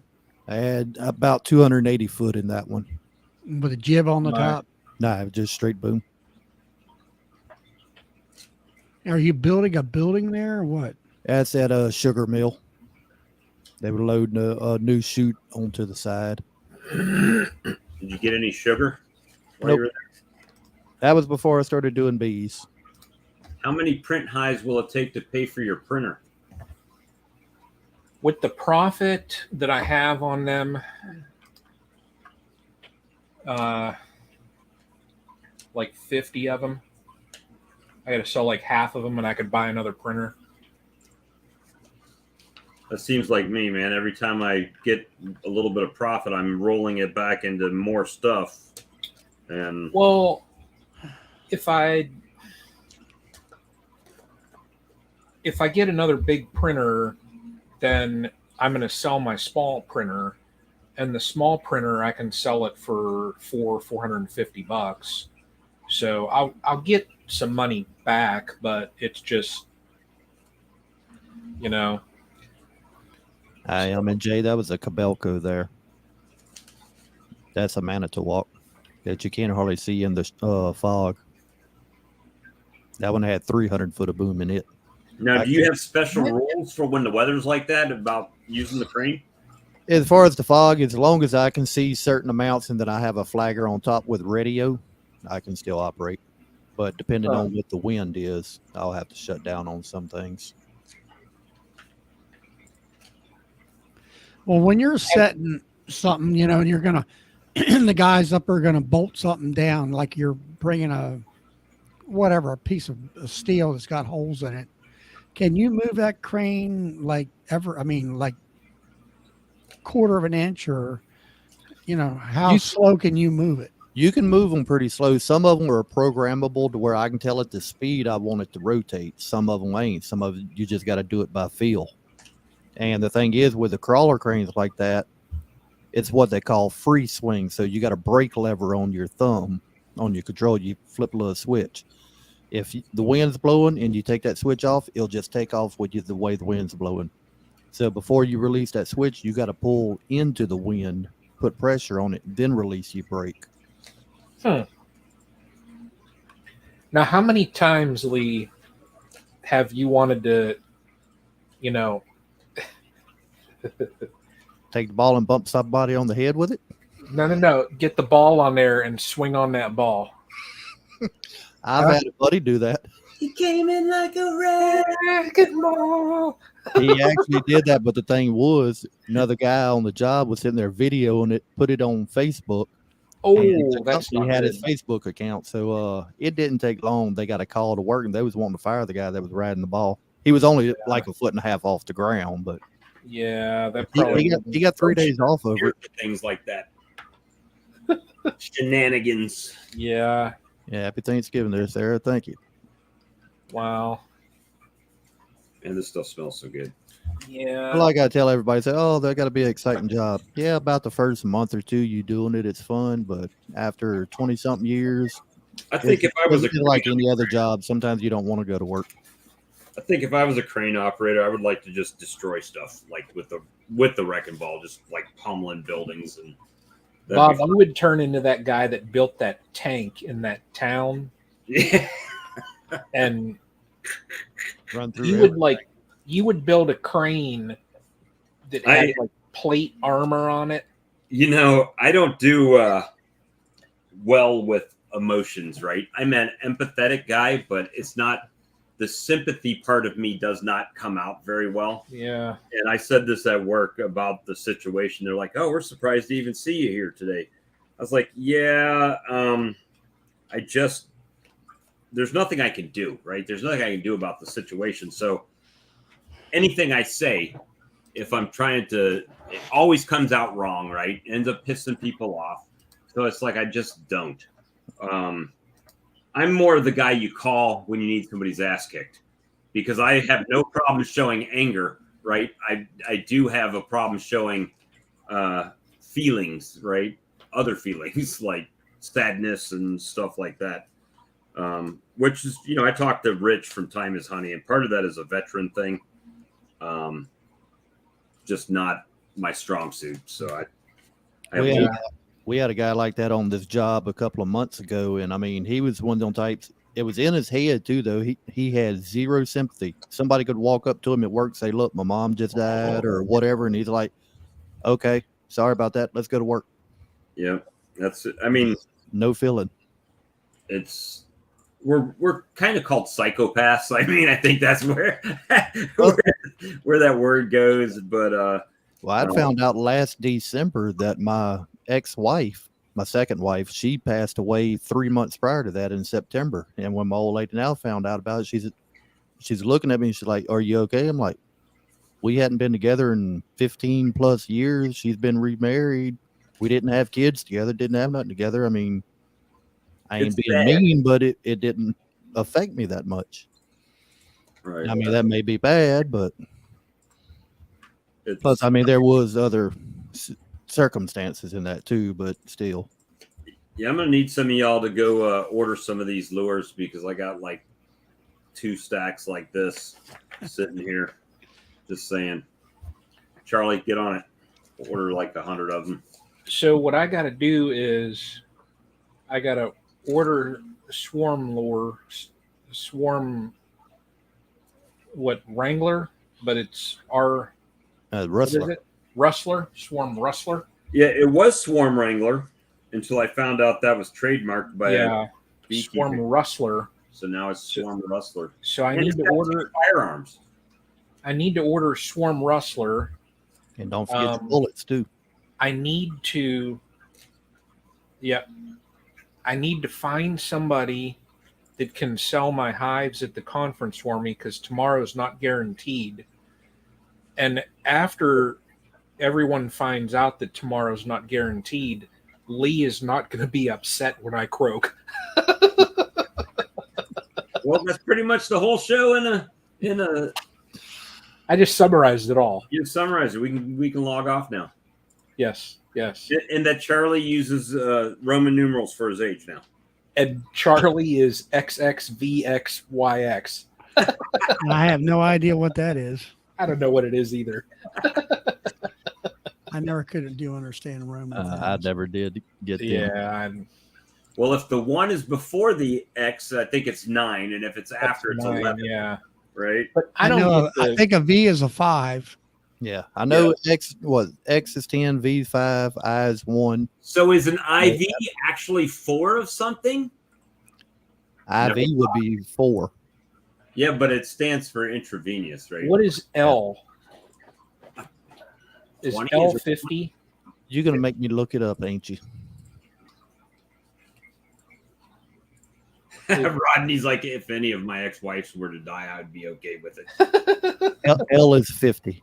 L's 50. There. Well, I think I always got that from my dad, though. He always explained to me when I was younger. I mean, we're all gonna go sooner or later, whether we want to or not. And when it does happen, it don't matter how much you cry or how much you're upset. Yeah. You can't change it. That's it. And I mean, when my dad's mom, my grandma, passed away, he was upset a little bit, but I never seen him cry one time at the funeral. His best friend that he hung out with for years, when he passed away, he was upset, beating the heck out of the steering wheel. But just, I mean, I don't know. That's how I've always looked at it. It don't matter what you do, you can't change it. I'm kind of at the age now to where I'm starting to see more and more of the my friends that I went to high school with and stuff like that are slowly passing on, right? So it's like, do you see what DC just said? I'm riding the rapture out. Well, I heard a joke a long time ago, and I was telling everybody for a while there that, hey, just bury me with my ass sticking out of the ground to where at least the people have a place to park their bicycles when I'm gone. And, otherwise they can come by and kiss my ass when it's done. That's the old me. That's not the new me. See, the new me is a non-smoking, much gentler Bob. Much gentler. It's only been since Saturday. Give it 2 more days and then attitude. Hey, yeah. I almost shaved this off today. We should be lucky. There has been no casualties in my non-smoking era right now, because typically, how many neighbor dogs have you shot? None yet. Oh, okay. I need to shoot that fox because I'm down to. I found 2 chickens, guys. Last night I said I had none left. They were way up in trees. They had hopped all the way up in the trees. So I still have 2 chickens left out of my chickens, but the foxes are making short work of them this time of year. Are you allowed to shoot where you live? I'm in the county, so technically yes, but as long as it's not too high powered, where there is a house back on the corner back there that I could probably reach if somehow a magic bullet went through the woods. But otherwise, across the street from me is the city. So as long as I'm on this side of the road, I'm good to go. We have everything where I live. Fox, coyote. People go out to hunt deer. I could just sit in my backyard and wait on them to come in the woods around me and just. The street, going up the street here, when I was coming back from, went and got pizza earlier, I saw like an 8-point standing right on the side of the road. And I'm just like, you're just like taunting me. Keith says I can use a live trap and pork rinds to catch a fox. I tell you what, I know what would work also.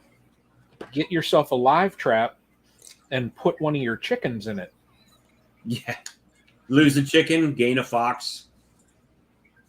That's a fair trade-off because, my feed bill is going way down. Yeah. With chickens dissipating. Pick the chicken that's not as broody, keep the one that wants to sit on some eggs, And let them multiply. I just split my brood in the spring. There you go. And have some, my daughter calls them chimpkins.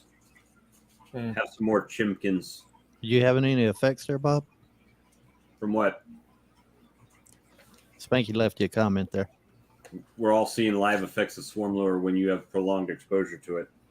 It's possible. Especially when he drinks it.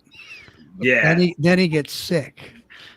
I was actually legit sick, but after you drank that stuff.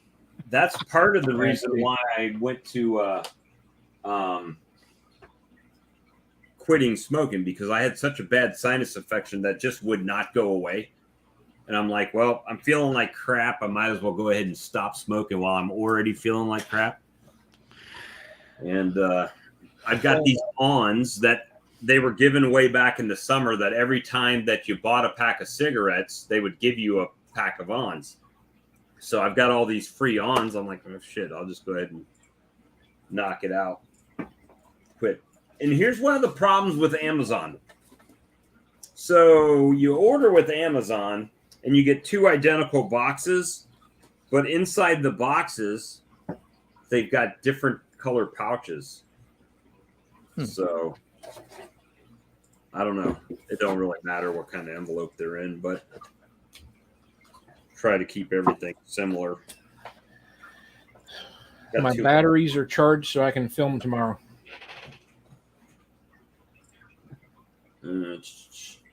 Film you knocking out one of those pies. Fox pins pay $50 for red fox, non-Anderson grays because they can climb trees. Didn't know that. I could go down to Tractor Supply tomorrow and get a live trap. Do they like the spicy pork rinds, or they got to just be original? Barbecue. Barbecue? We actually watched a red fox, the field that's right by our place. Right. Right when the farmer had gone through and he cut his wheat. Beans. Now, he had wheat this year. Right when he cut all that out, we sat watching. There was a fox out, and you could see it, and it would leap straight up and go down. It was out catching mice. I sat and watched that thing for like 20 minutes out in the field. I'm just like, this is crazy. It was later in the evening, but yeah, they're. I've seen videos of like the snow foxes. They can detect the rodents under the snow in the tunnels, and they'll just dive into the snow. Yeah. This one literally, he would sit there, and it would just do like an arch. It would just jump up and just head would go straight down, and you'd see its tail up in the air, and yeah. I am I trying to do wonder. things. I'm multitasking. I'm live streaming and packing up Multitasking at the same time. Let me see. So Mark ordered. About to say the packaging department's working overtime. Yeah, you know, I'm getting those late night overtime hours right now. Only got one order, so it won't be. Look at that. Hit the wrong button. Go back. Yeah, that's that darn. That's that fox. Damn, I might be in the hole on shipping on this one. I might have to up my shipping game on this. Oh, here you go. Now this is a question for you all. Who is this? That's Ladybug. Everybody knows Ladybug. That dog was crazy. Let me tell you. Crazy. Did you see how much of the fondant my damn bees have eaten already? I did not. Got the whole center out, huh? How long has it been on there? 2 weeks, maybe. That's kind of what they were doing with my pollen patties I put on. Yeah. Because now they're not all like that. Some of them are, but yeah, they've ripped them up. They're going after the candy, not the liver and onions. They're getting the all the sweet goodness. Yeah. The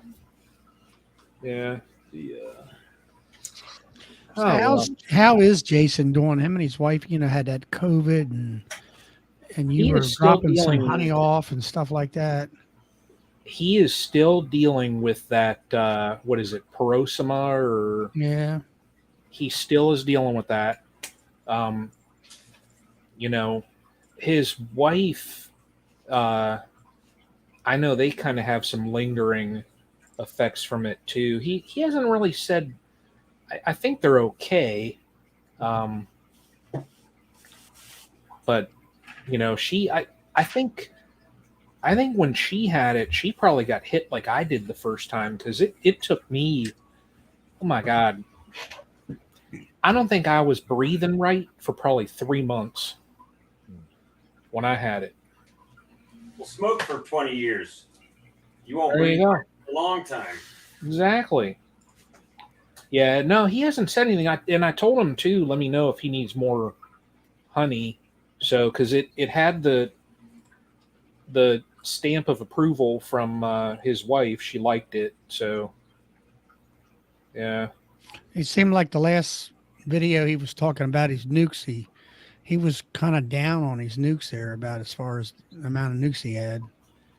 Yeah, he's got some work to do.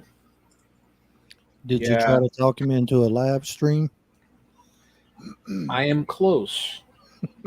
I know he said he was having issues with that. I am close. I told him, I said, you do realize that I know where you live. So, I can always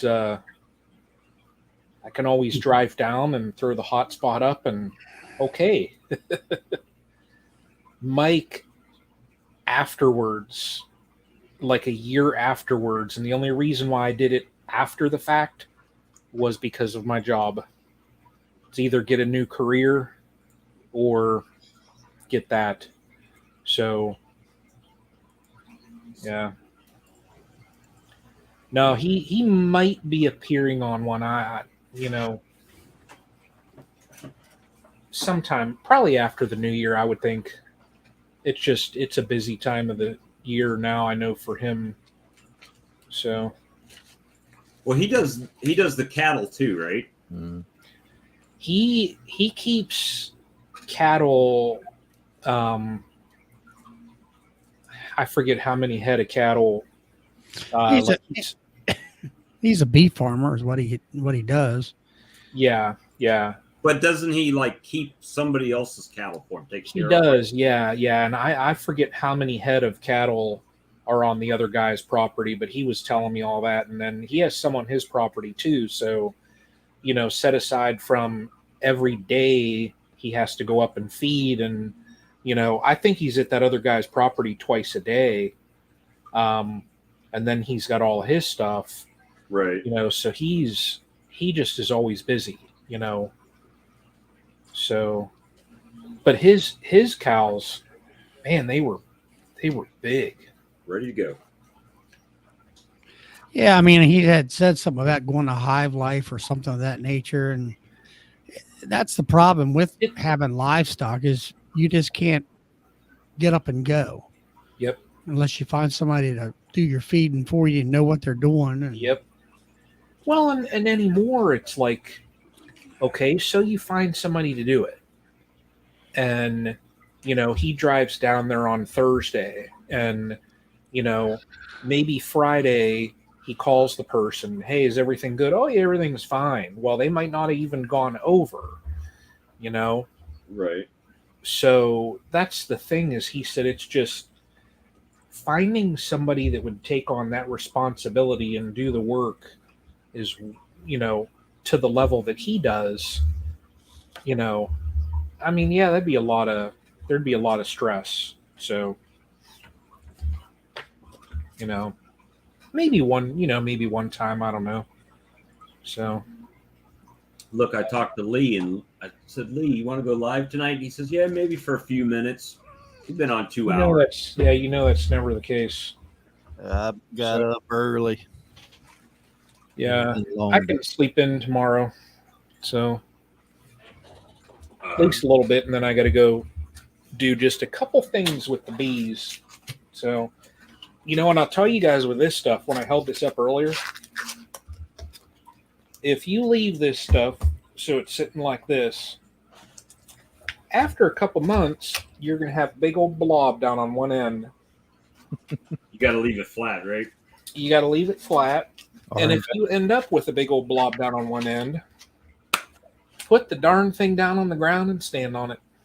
Invest in a rolling pin. I never thought about that, but I sat. Now, Lee, you're saying I'm stupid. I got a question for you real quick. I actually had to text the old lady come here. What was you saying that Jason had in his lungs or something before? In his lungs? You was talking about Perosma. Okay. I was thinking pleurisy for some reason. No. Perosma is everything tastes like rancid. It's the strangest thing. And he said like his old lady would say, hey, I'm going to cook steak. Do you want a steak? And he said he literally would say, don't even cook me one. I'll have like a peanut butter and jelly, because he said he didn't want to waste good steak when it's going to taste like dirt. Right. He said everything basically tasted like rancid meat. Oh my gosh. Good to go.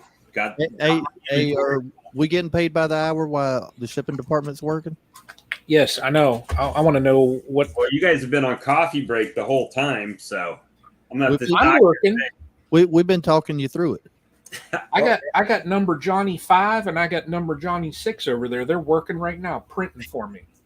Well, let me check the shipping department and see what they're doing over there. Oh no, they've left for the evening. Let me make sure the bottling department is gone too. Yeah, they're gone for the evening as well. So they're all on the holiday. Bob, that bottler contraption jobby thing there. Mm-hmm. So, where do you buy something like that? China. Well, I mean, I shouldn't have even asked that question. There's the bottle. Well, you probably see the wire, but there's the bottling get up, right? And then I've got 5 gallons of swarm lure down there that I've made. Wow. And and it just pumps it up. Yeah. So what happens is this conveyor runs, right, and then it gets I saw that little probe right there with the laser and stops. and then it fills the bottle up. Yeah. It'll fill it for a couple of seconds, and then it'll move out, right? And this one will come up and stop, and it'll fill it for. So is that all programmed? Like you put a certain amount of mLs in it? I had to do it by time. It took me.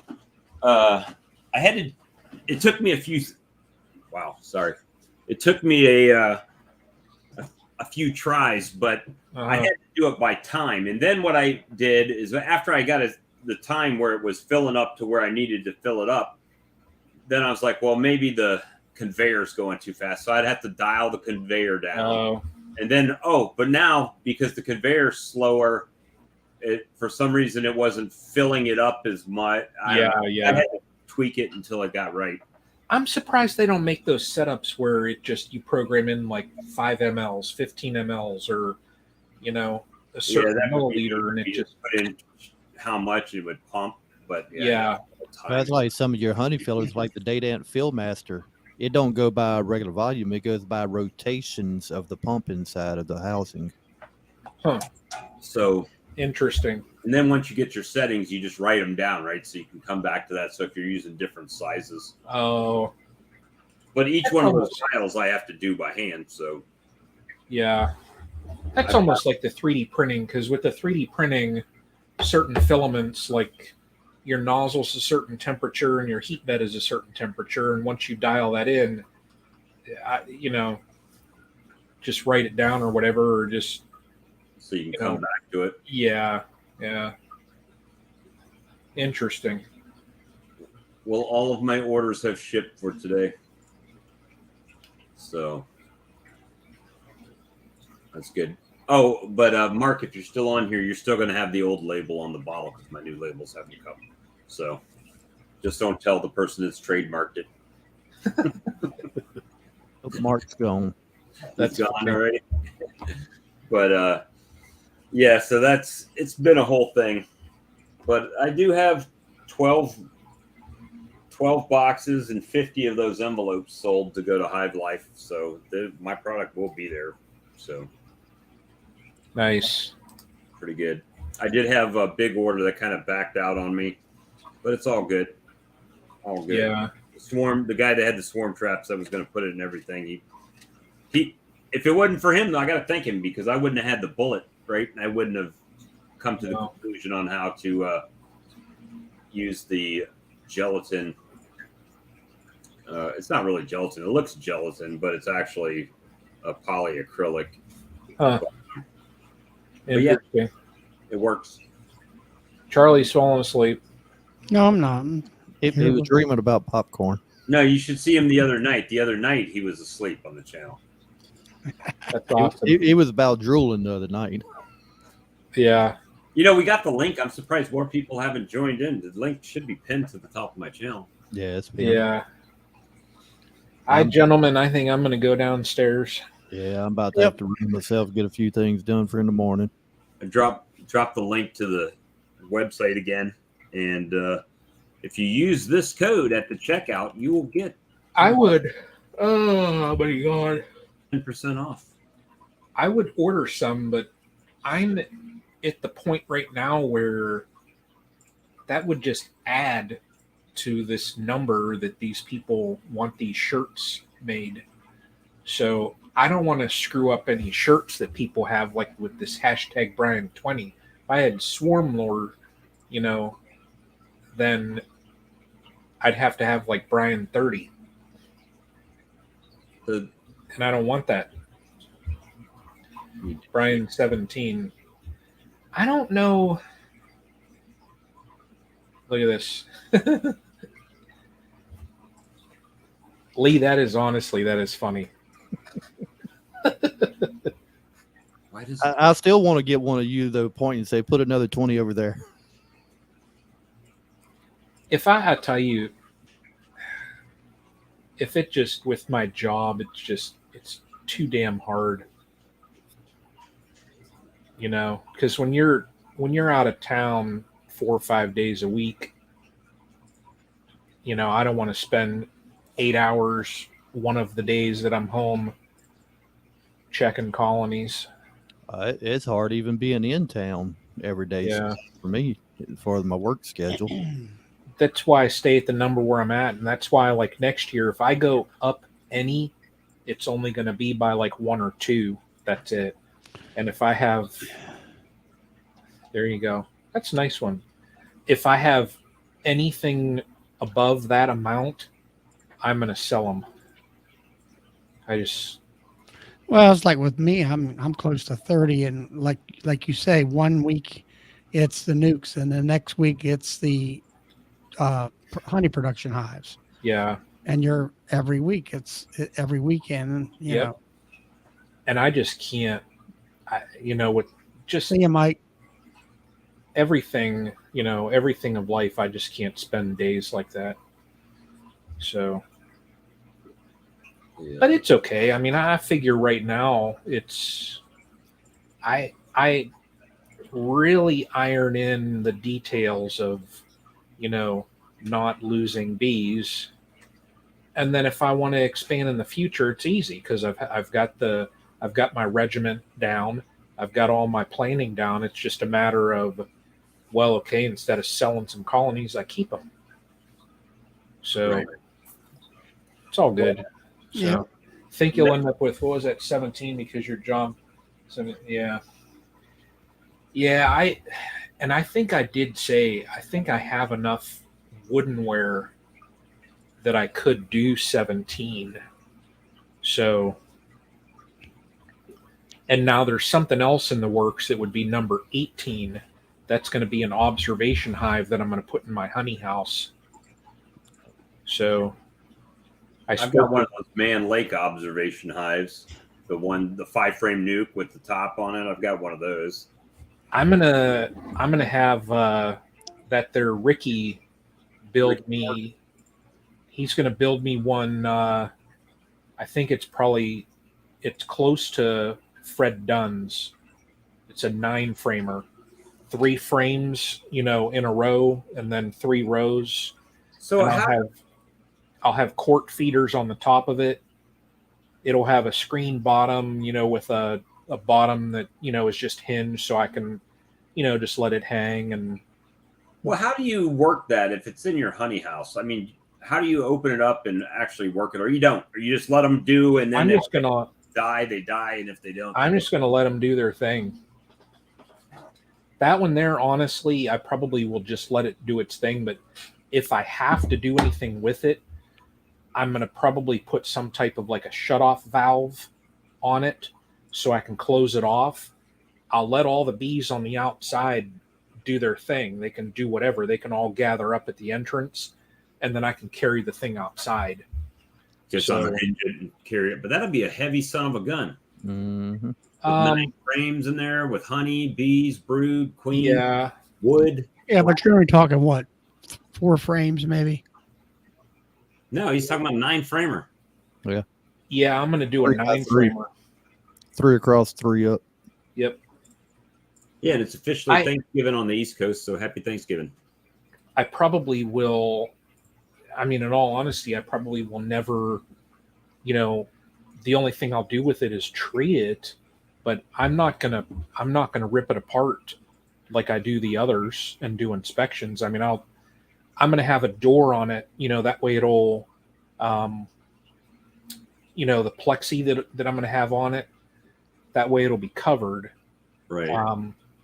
I can just open that up and look and kind of get a feel for how they're doing. I can look at 2 different sides. So, yeah, I mean, the ones I've known, like you say, after a while they kind of die out too. Yeah. And then now, you can just take talking to Fred, he said they were just swarm machines. They just there is no tomorrow. They just swarm machines. So now if I look in there and I see that there's a situation where maybe they didn't raise a queen and they went to a laying worker, I'll just carry the thing outside and shake it out. Right. I'm just doing that more for, because my mom don't go down and look at the colonies anymore.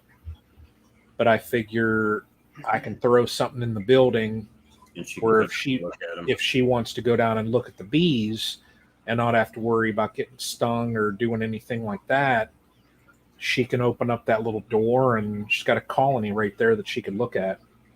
So, yeah. But it'll be fun. I was even thinking on putting like a webcam down there, seeing what I could do. Oh, dude, you know how many people would, where if you had the webcam down there, or if you just live streamed that hive on a separate channel, it can just be another channel, and just live stream the observation hive, you'd probably have so many people that just probably schoolroom kids looking at it, you know. Yeah. So it'd be pretty. Yeah, I was thinking on trying to do something that way. Even like when I go over and I check stuff, you know, I don't know, but yeah, that'll be cool. It'll be cool. That'll be next year. One of my splits will go in there. So that's what we could do. We could build an observation hive out of Legos. That'd be cool. Could 3D print one. That's true. You could 3D print one. You just have to fit it together. How about say just make it where the sections slide together or snap together somehow? You could. Yep. You could probably sell a bajillion of those. Yeah, get a little micro cam. That's what I have on here. Let's see here. Blink. I got a wire cam somewhere in here. Bing. Yeah. I could put one of them little cameras over there. And frames it's printing out right now? Yeah, that's 4 sets. Yeah, I could throw a little thing and... How long does it take to run 4 sets of frames? On the settings that I have it, that's a 15-hour print. Holy moly. I could speed it up, but then you end up losing quality. I gotcha. It's kind of like the laser. When you do the laser, the slower the better. Yeah. It's just... It's not bad, though. I mean, I don't have to do anything with it. It does its thing, so... Did you hear that, Brian? What? I said, shh, we're going to wake Charlie up. Right. Charlie going to fall out of that chair in a minute. Nah, I doubt that. He's going to... Hey, well, you know, we've been on for over 2 hours, guys. We appreciate everybody hanging out, but it is like after midnight, and it is Thanksgiving Day on the East Coast. So I want to hear, before you say all that, I want to hear like a lullaby, and Charlie's just going to go out. He's just going to be like... Oh, we have to play The Big Bang Theory when he's singing like Soft Kitty. Soft Kitty. Yes. Charlie, did you not watch The Big Bang Theory? Nope. Soft Kitty. I didn't watch it while it was like in season, but we watch all the YouTube shots now. Happy Kitty. Kitty, kitty, purr, purr, purr. But if you messed it up, you got to start all the way over again. Yeah. That's funny. And we'd all have to start at different intervals. We could all be doing a round. Yes. Charlie'd be out. Huh? Oh my God. All right, I'm out of here. I'll catch y'all later. He's like, I'm done. I just heard Soft Kitty. Yeah, that's good enough. Hold on, we're gonna play it. I'll take a copyright strike for that one. That's hilarious. You can just cut it out after. Was there a movie or something or what? They'll probably stop There's a little TV. Pause that. Hold on. I watch Big Bang Theory every day. I do too. I've watched the series so many times. The only thing I've watched more than that is Dexter and Breaking Bad. I like Dexter now. That was a good one. Yeah, they ended it way too soon. Well, I think they said that they're wanting to come out with another one. They did. They came out with the second one. Are they talking about coming out with yet another? I hadn't seen the second one. The Charlie, second, are you ready? more with his son. Brand, out All right, hold on. We'll skip. Okay. Are you ready? Nice and cozy. Okay, I'll see you later. Wait. Will you please rub this on my chest? Oh, Sheldon, can't you do that yourself? Vapor rub makes my hands smell funny. But Sheldon. Please. I would kill him. I can't believe I'm doing this. Let's rub it on her chest. No, counterclockwise are my chest hair mats. Sorry.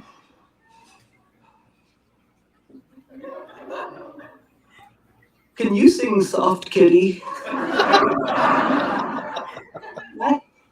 My mom used to sing it to me when I was sick. Sorry, honey, I don't know I'll it. teach you. Soft kitty, warm kitty, little ball of fur. Happy kitty, sleepy kitty, purr, purr, purr. Now you.